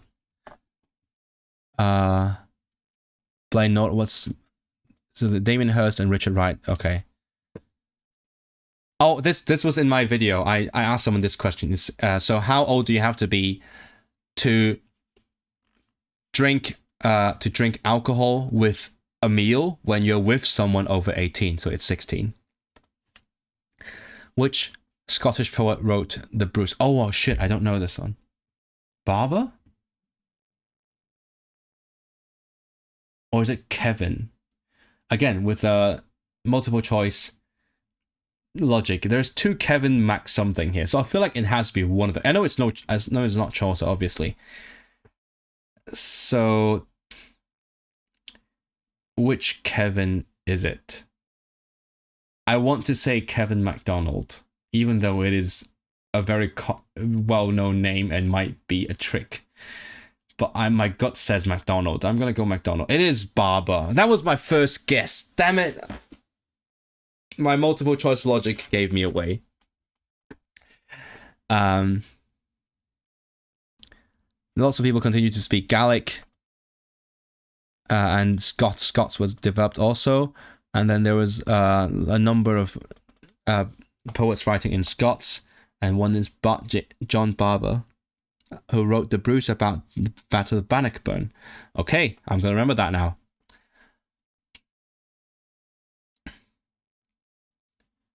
What is the Church of England usually called in other countries? Well, in Hong Kong, it's called Seng Gong Wui.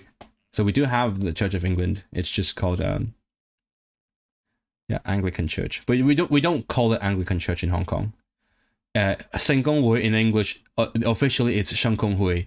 It's not the Anglican Church, but it is the Anglican Church, just a different name.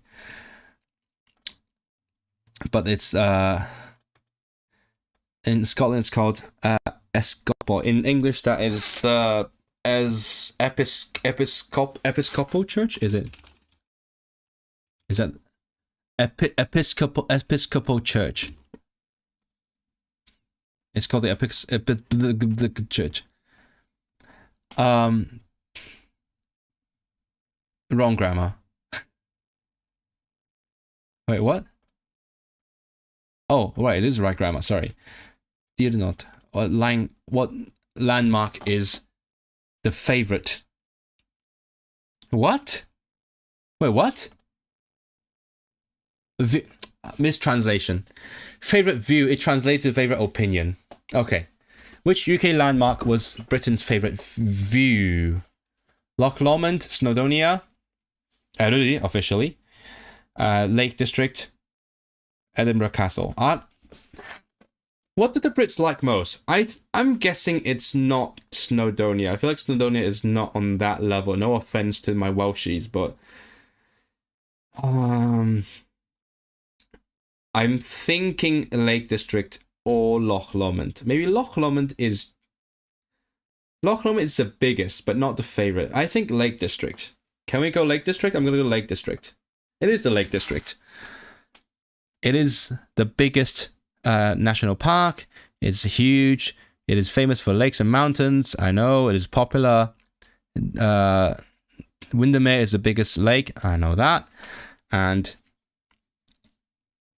how do you pronounce this? It looks like wastewater, but how do you pronounce it? Wastwater.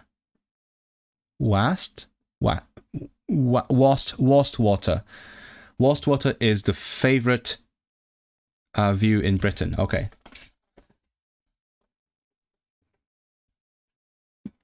What is important in the what? UK character. What is the UK character?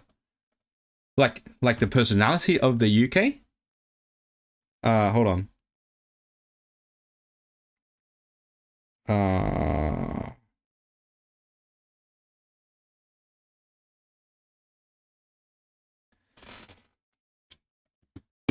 So, what is important? Have fish and chips every dinner. I do want fish and chips right now. I would kill for some fish and chips at this very moment. I'm quite hungry. Go to the pub every Friday. Go to university.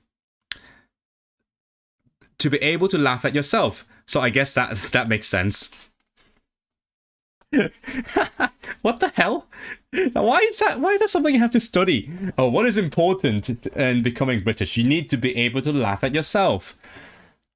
The Lake District is that part of England that you previously said there was nothing in between Manchester. Yeah, I mean there's when I said nothing as in like there's no like urban centers I said nothing in terms of like build like people. There's like barely any people in between them. All of the above. Do you think you have to go to the university to be quintessentially British? I'd say, you know what, if I were a reform voter, I would say the second one is an important part of the character. You have to go to the pub every Friday. So, who was the first Briton to win the Tour de France? We just had that. That's Bradley Wiggins. Thank you, whoever said that in chat. What kind of question? Yeah, you need to study that, you know. He was the first to win the Tour de France. He also won 7 Olympic medals and gold in 4, 8, and 12. Good. Who is Andy Murray? Oh, he's Scottish, I know. I think he like. No, that's not I thought he drove a car, but no. Rower, runner, cyclist, tennis player. I've seen the name. I remember seeing the name. I don't know what he did. I want to say tennis. Speaking of which, you need to make dinner. Okay, enjoy your dinner. I hope you get some nice fish and chips because you're British, all right? I want to say tennis. It is tennis, yes. I think like getting this either right or wrong are both important parts of like reinforcing the memory. Getting it wrong and feeling embarrassed enforces the memory, but getting it right also like yay, the feeling helps remember it better. So he won the Open. What's that called? The the US Open. Okay. He was the first Brit to win the Grand Slam, Kamperlaun. I remember that. I looked that up. He also won gold in the Olympics. Oh, that was a long time ago, though. What? Wait, no. Oh, sorry. He was the first to win since 1936. I was like, that's a long time ago. He was first since 1936, and he also. Wait, so when did he win? He won the gold in the same year he won the Grand Slam. Whatever. Okay, the point is he's a tennis player. What was built as part of this celebration of the new millennium? London Eye? I think London Eye. Eden Project? London Tower? Of course not the Big Ben. London Eye. Yeah. How many times did Sir Jackie Stewart win Formula 1? Oh, that feels like a quiz show, right? This is a quiz show question. You see, he's British because he's Scottish. If he's English, that is a good point. Yes, if he were English, they would say he's English. But if he was Scottish, they would say he's Scottish. But no, it also said it was Scottish in the last question, right? It said it was a Scottish cyclist, Scottish tennis player. But that's a very common tendency that you point out there. So how many times did Sir Jackie Stewart win Formula 1? I hate this because I actually made a point of remembering that Jackie Stewart was like a driver. I remember remembering that because I did that on stream, but I don't remember how many times he won. That is so annoying. Let's say 3, like a nice middle. It was 3, yes. Am I going to remember this? I'm not sure. It's like too specific. 3 times. What percentage of the population lives in Scotland? Okay, I can do the maths on this one. So we have like 60 million-ish, right? 60 million in the UK. 5 million in Scotland. So that's 1 in 12. Right? Is that 1 in 12? So like 8%. Yeah, 8%. Let's go 8%. Yes. I'm going to say somewhere between... Back to 2 districts. Yeah. Wales has like 3 million, which makes 3 out of 60 million. That's 1 in 20, so that's 5%. Yes. I don't know the population of Northern Ireland. Population of like 2 million. Okay, so slightly less than Wales. What's Diwali is called is the Festival of Lights. So sun, love, fire, lights. I'm actually I know a lot about Diwali for a Hong Konger because in my primary school we celebrated Diwali. So I feel like I know more about it than most people from where I'm from would know. But it lasts about 5 days. It's called the Festival of Lights. It's celebrated by Hindus and Sikhs. It celebrates the victory of good over evil. Yeah, I looked this up on Google Translate back then and gained knowledge. There's stories about how it came to be. There is a famous celebration in Leicester and Caerleon, of course, in Leicester. These prep questions are much harder than the ones you'll find in the actual one. Have you done it? And you and your wife's experience. I think the thing about this test is that it is random. So there are very easy questions, there are very hard questions, there are slightly hard questions, and it is completely random which 24 you'll get. So you could get very easy ones, or slightly easy ones. You could get very hard ones. Unless they decide to make it hard for you. They might, who knows. But the thing is, it's random. So, yeah, the only way you can get a sense of how difficult it is overall is to do all the questions. So what happens at 11 on the Remembrance Day? Oh shit! So is silence for how long? Oh, I know there is a what do you call it, silence? What's it in English? Silence. Yeah, I know there's silence, but I don't remember how long it is. I'm gonna say 2 minute, but that I might be confusing that with a 2 minute hate in George Orwell. I want to say 2. Even if I confuse, it is 2 minutes. Okay, so I wait. So when was 1984 written? It was written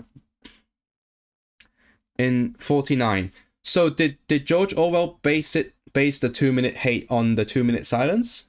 Is that what it is? So yeah, remember the First World War. Yeah, the first. I know that. That was a big thing near me when I was living in Oxford. There were poppies. I know that. And then there's 2 minutes of silence. And they put the wreath. Is it wreath or wreath? Wreath, right? The cenotaph in Whitehall. Good night. Okay, good night, Lucinic. Enjoy your night.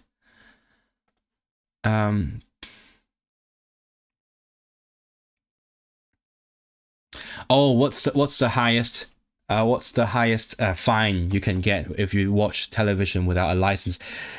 See, that's a good thing about not having a license, because by not having a license, you get all these threatening letters telling you how much you could be fined.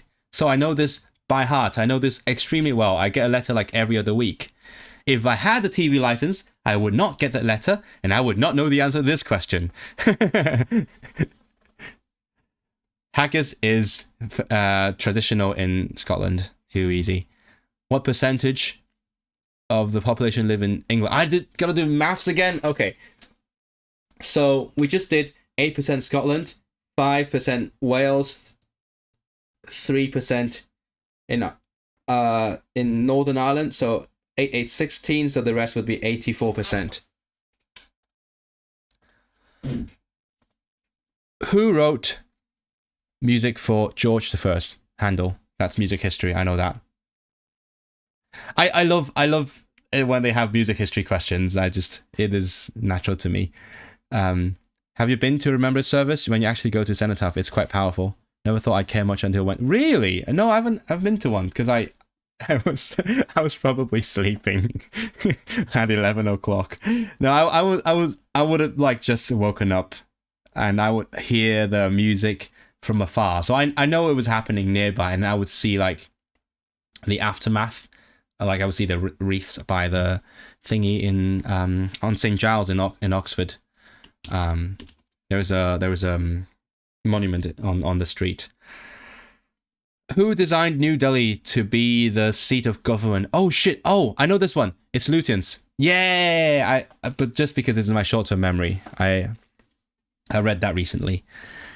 He had influence all over the British Empire. He designed New Delhi. And he was responsible for many, monuments. Yeah, and also the cenotaph. Ulster fry is a traditional food of Northern Ireland. It's called Ulster fry. Of course, it's Northern Ireland. Oh, I missed it. What is actually the Ulster fry? I should check it out. Oh, it's like an English breakfast. Okay. What is Snowdon? Oh, again, I can't get that wrong, but this should also be translated. This is Urwydva. So it is a mountain. Lutyens built the old Midland Bank at the top of King... Wait, what? Old Midlands Bank. Where is that? King Street in Manchester, England. Really? Wait. Midland? Spring Garden. Oh, Spring Gardens. Oh, I know which one. I know which one he's talking about. Okay. Oh, I did not know that. Cool. Is it the one that's like being reconstructed? Because yeah, let me see. When is this from? Midland. Let me go to Street View. Oh.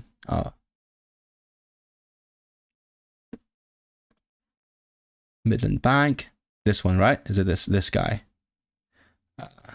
I think it might be on the, yeah, is it this one? I think it might be like, I'm not sure though. I don't go to that specific street that often. I know where it is. Yeah, that's the one that goes down. And then go to Deansgate. Cool. But that was in March, so I don't know what about it now. Anyway. That monument is probably a cenotaph. Really? Oh, so there's like lots of cenotaphs, and then there's the cenotaph in Whitehall, right? So let me go check. I could probably go check as well. So, oh shit, that you're not supposed to see that. I'll cut that out. I don't know. St. Giles.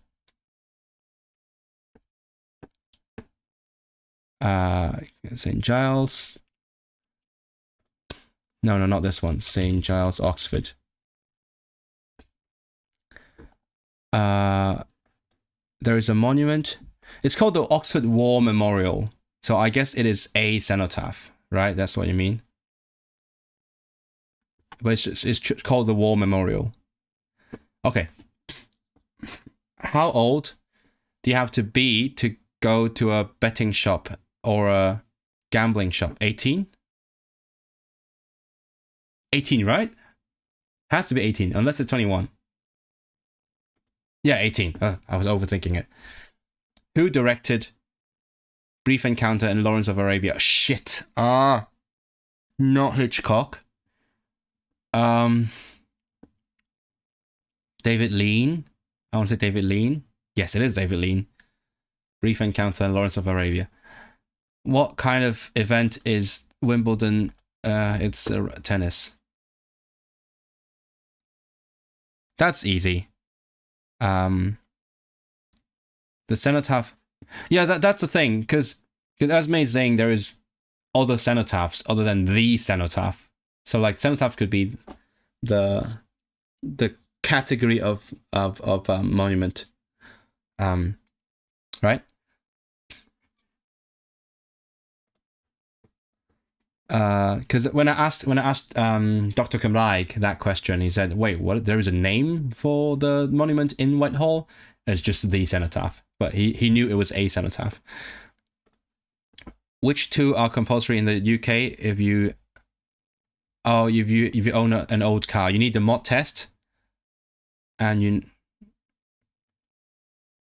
need a car insurance. I mean, you need your car insurance no matter what car you have, but that's fine. If you have an old car, yeah, you need car insurance as well. A cenotaph is just a thing that can be anywhere. It's a memorial for lost dead that have no grave. Oh, is that what it means? The first professional football club was formed in the at the end of the 19th. Is that Wrexham? Is that Wrexham? The first professional football club.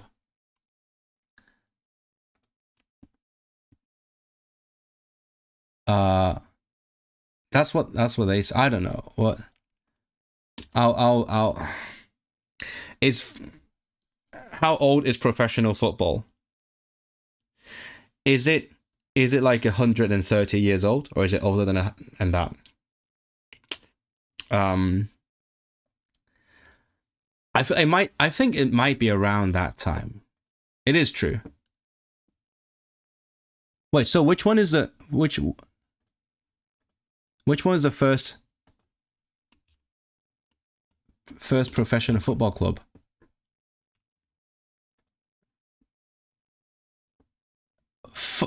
Oh, for fuck's sake. I looked it up on Google and it gave me like American football. Oldest league club was Sheffield. 1857, Notts County 1862, Crystal Palace 1861. Okay. Never heard anyone say, oh, do you say MOT test? I've never said it out loud before. So nice to see you. And nice to see you too. And it's not being translated. Translate. On Valentine's Day, people exchange gifts and cards and send cards, anonymous cards, to people they secretly admire. What? Imagine being the first professional football club. Who would you play against?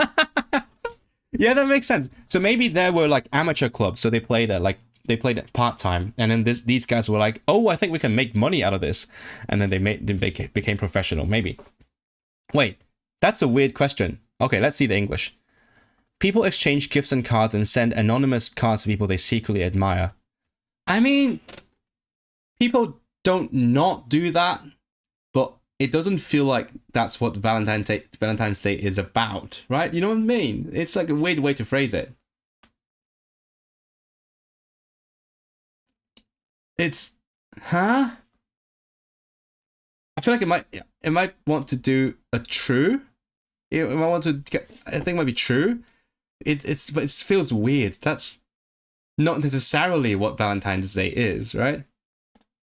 It is true. Yeah. But they spend time with the partners. Why is it necessarily people they secretly admire? Yeah. On what day does, I know this one, Grauis, Lent begin? Not Pancake Day. That's just before Lent. That's the fatty. No, what's the English for that? What is the English? Shrove Tuesday.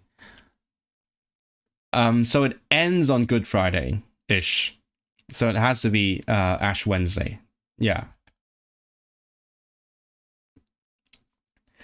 Yeah, so Shrove Tuesday or Pancake Day is before Lent, because they eat a lot before you give it up, right?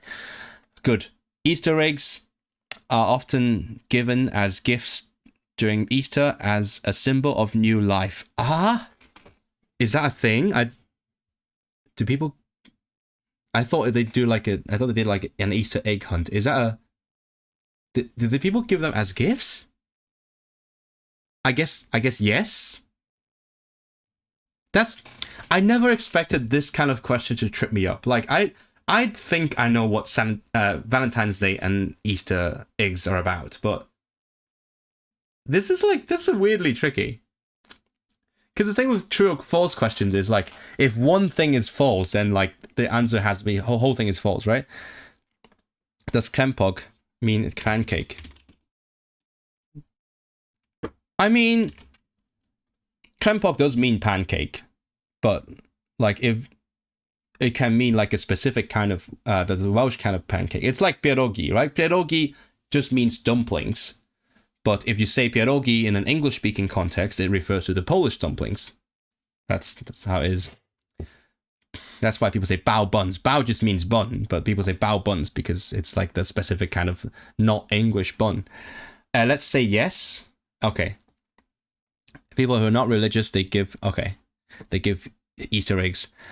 What do lots of theatres do during Christmas? Pantomimes. Not tragedies. That's a exhibition. Celebrate the new year. I know pantomimes. That's my life in the UK. Choose 2 websites, social media websites, popular. Guys, please choose 2 popular social media websites: Twitter, Facebook, email, and phone.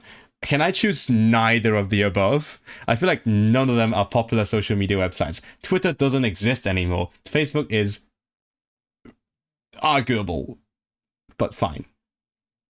Pierogi mentioned. Yeah.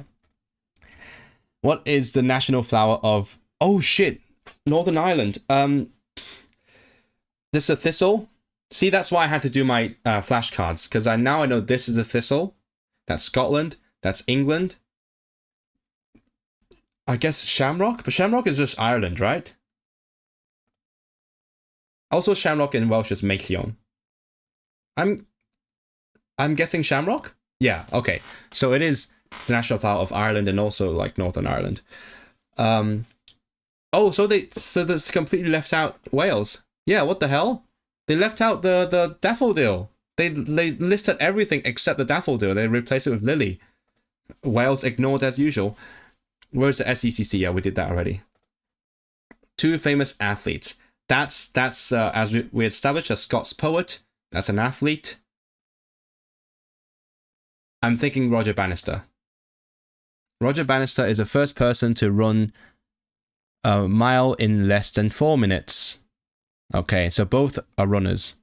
So who is Henry Moore? I feel like Henry Moore is like a scientist or something. Visual artist. Okay, sure. When was the first public film shown in the... Oh shit, I feel like it's the 20th century. Or maybe it could be like 1899. I could see it being 1899. I'm gonna go 1899. It's 1896. Okay.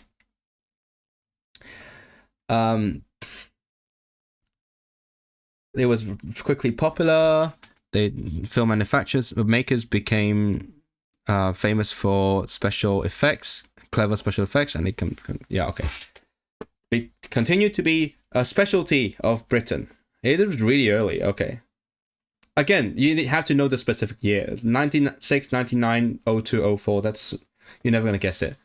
A 2-minute silence on Easter to remember. Is there a 2-minute silence on Easter to remember the death of Jesus Christ? No, that's for Remembrance Day. Which 2 are sports stars of the UK? Jackie Stewart, as we established. Chris Hoy, as we established. Yay! So not Shakespeare. Who is Thomas Gainsborough? He was a portrait painter. Okay, so mainly the artist, the visual artist, I don't know. Elgar is famous for writing the planets. No, that is Holst. Again, I love music history questions. Thank you very much. Radar was developed by Scottish Robert Watson Watt. I Shit.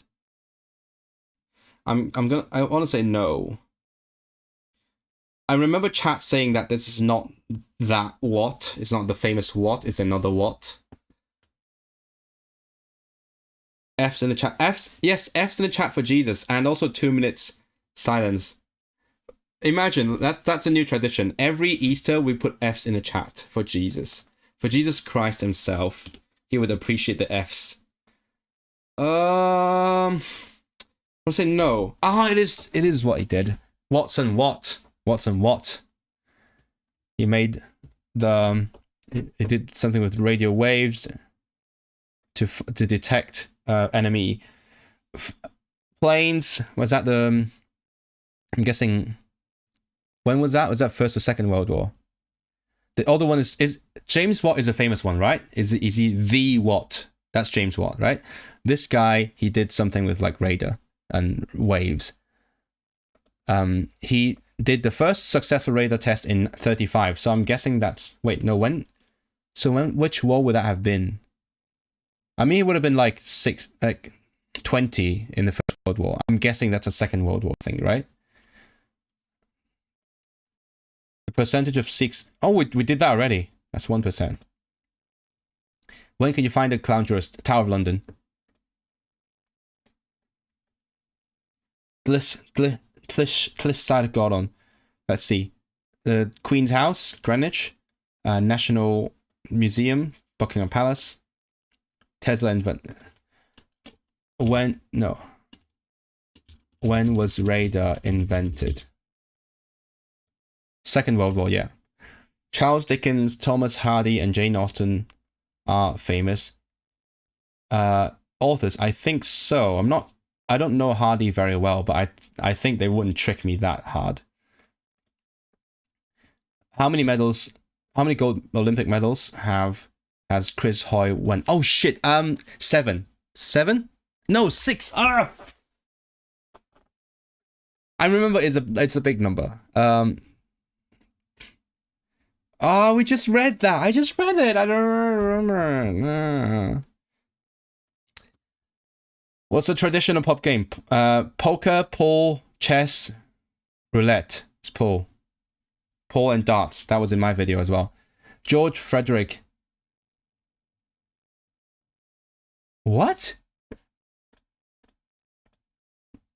Why would you skip the last name? It's George Frederick Handel. Wrote which oratorio and is sung by choirs in Easter? Messiah, right? It has to be Messiah. I mean, it's Handel. Handel, like normies would know Messiah.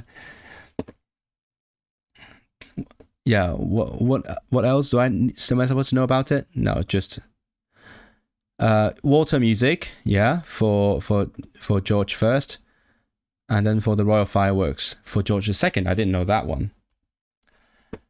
What events are which award event celebrates British theatre? Olivier.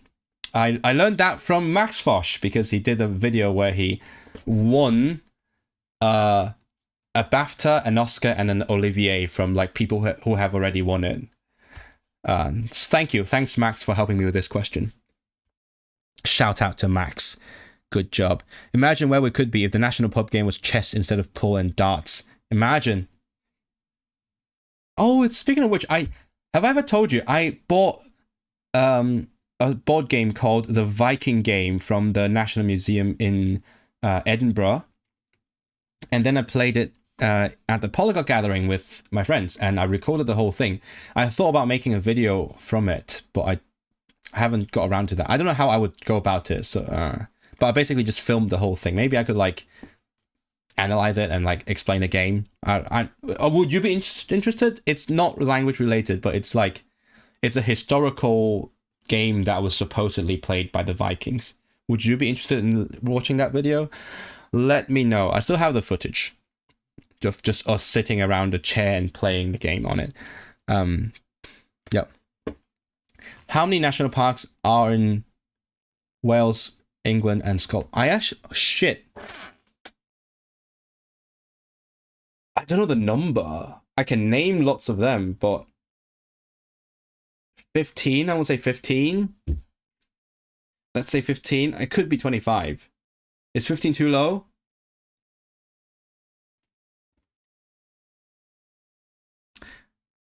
I feel like, okay, for example, let's say just in the southwest of England, there is like Dartmoor and whatever was in Cornwall.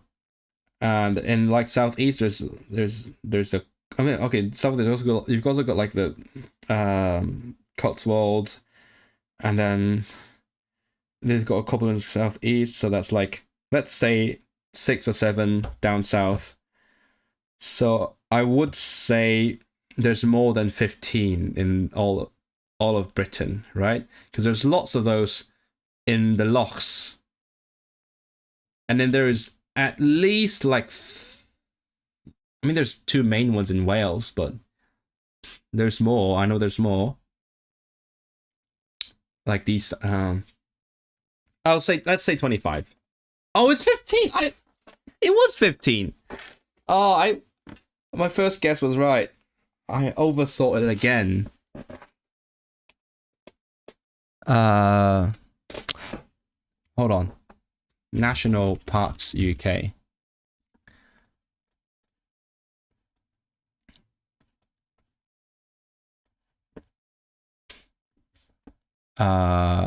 You have like a list of them. Peak District, Lake District, Snowdonian, Dartmoor, Pembrokeshire, North York, Yorkshire Dales, Exmoor, Northumberland, Brecon Beacons, the Broads, Loch Lomond, and the Trossel. Oh, that's one big park. Whatever this is. Oh, okay, right. So some of those things are not me, but don't let that stop you. I'm sure others will be interested. Okay, I'll think about it. I still have the footage. Okay, right. So lots of the things I was thinking of are not. Oh, the AONBs, the areas of outstanding national beauty, are not national parks. They're not the same thing.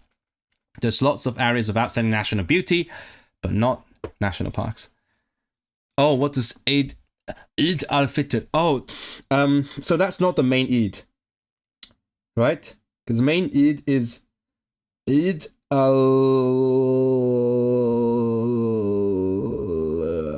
Because there's two Eids. I forgot which is which.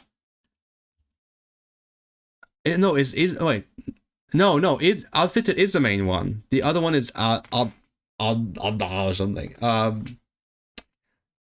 Yeah, Fitr is the main one.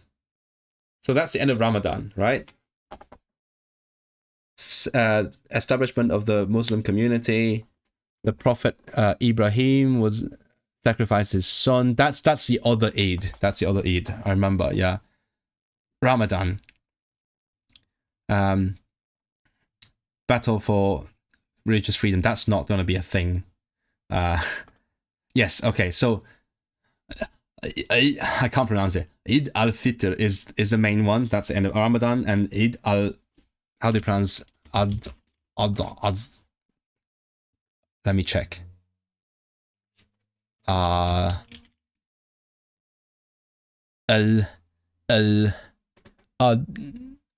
where's IPA? Where's IPA?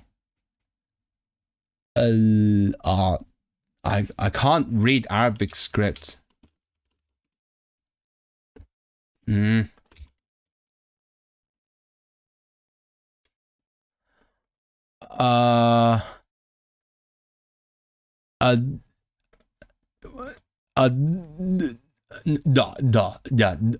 there's an H. Eid al-Adha, I think. That's the other Eid. The main one is the end of Ramadan. You thought there were two Ramadans? Wait, are there two Ramadans? No, there's one Ramadan, right? How many Ramadans are there? Eid. What? No, normally there's one. But then in 2030, there will be two because of the way the calendars work. Yeah, there's once a year. And it shifts, right? It shifts. So sometimes you have Ramadan in summer, sometimes you have Ramadan in winter, and then they all get messed up in the European summer because they can't eat all from like 5 to 10, to like 11 or something. Eid al-Fitr, Eid al-Adha. They are celebrated by which religion? Obviously, Muslims, Islam. What type of literature is Canterbury Tales? It is... Oh, shit. It's songs, right? Yeah, songs-ish. Which two are linked to rugby? The Six, this one I know. The Welshies won't shut about it. The Super League, I think. Oh, no. Oh, okay. This translation is weird. Premier League. Premier League is football. Okay, that's Super League. Don't let the Reform know there's questions about Islam on the citizenship test. Yeah, imagine if they found out. Imagine if they cared enough about immigration, the actual immigration process, to find out what is on the test. But yeah, I do know this one. I did that on stream. Which comedy double by Nick Park won lots of Oscars? Not Wallace and Gromit. That's the animation. Gavin Stacey is a sitcom. I've never seen these ones. What are these? Or is it Wallace and Gromit? Is it Wallace and Gromit? Hold on.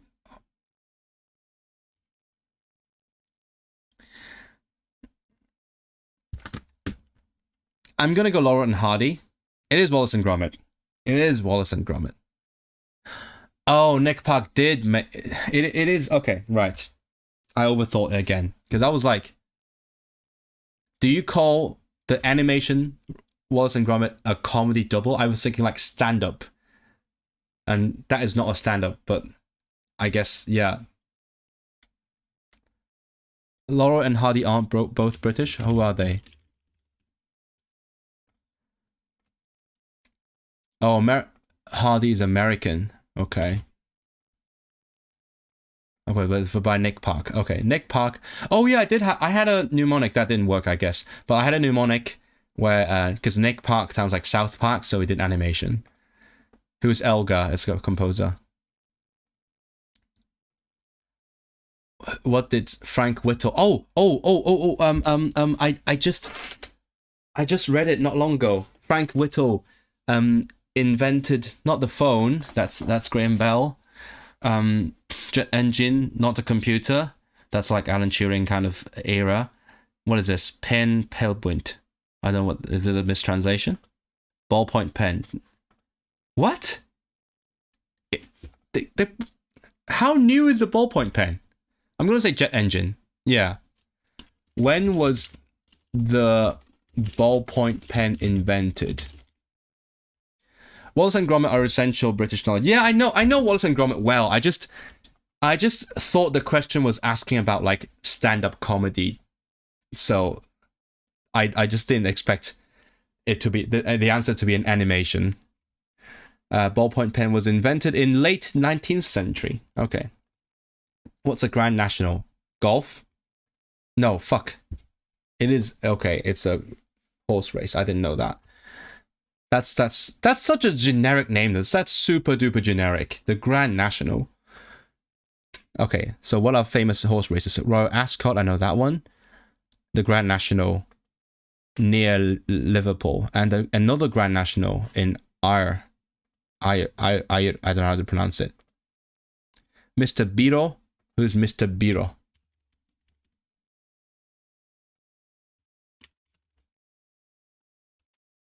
Oh, I love how Wikipedia gives Hong Kong a shout out. We call that a ball pen. We don't say ballpoint pen.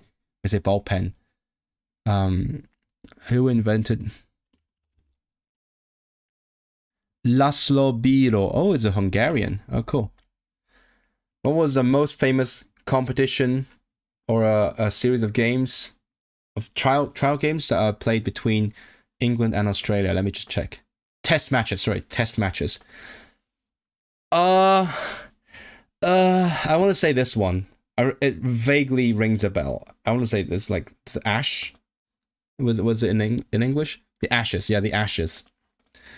The Ashes is cricket between England and Australia. Which flower represents England? Daffodil, rose, shamrock, thistle, rose. Christmas Day celebrates Jesus Christ on which day? 25th. The Proms is a season.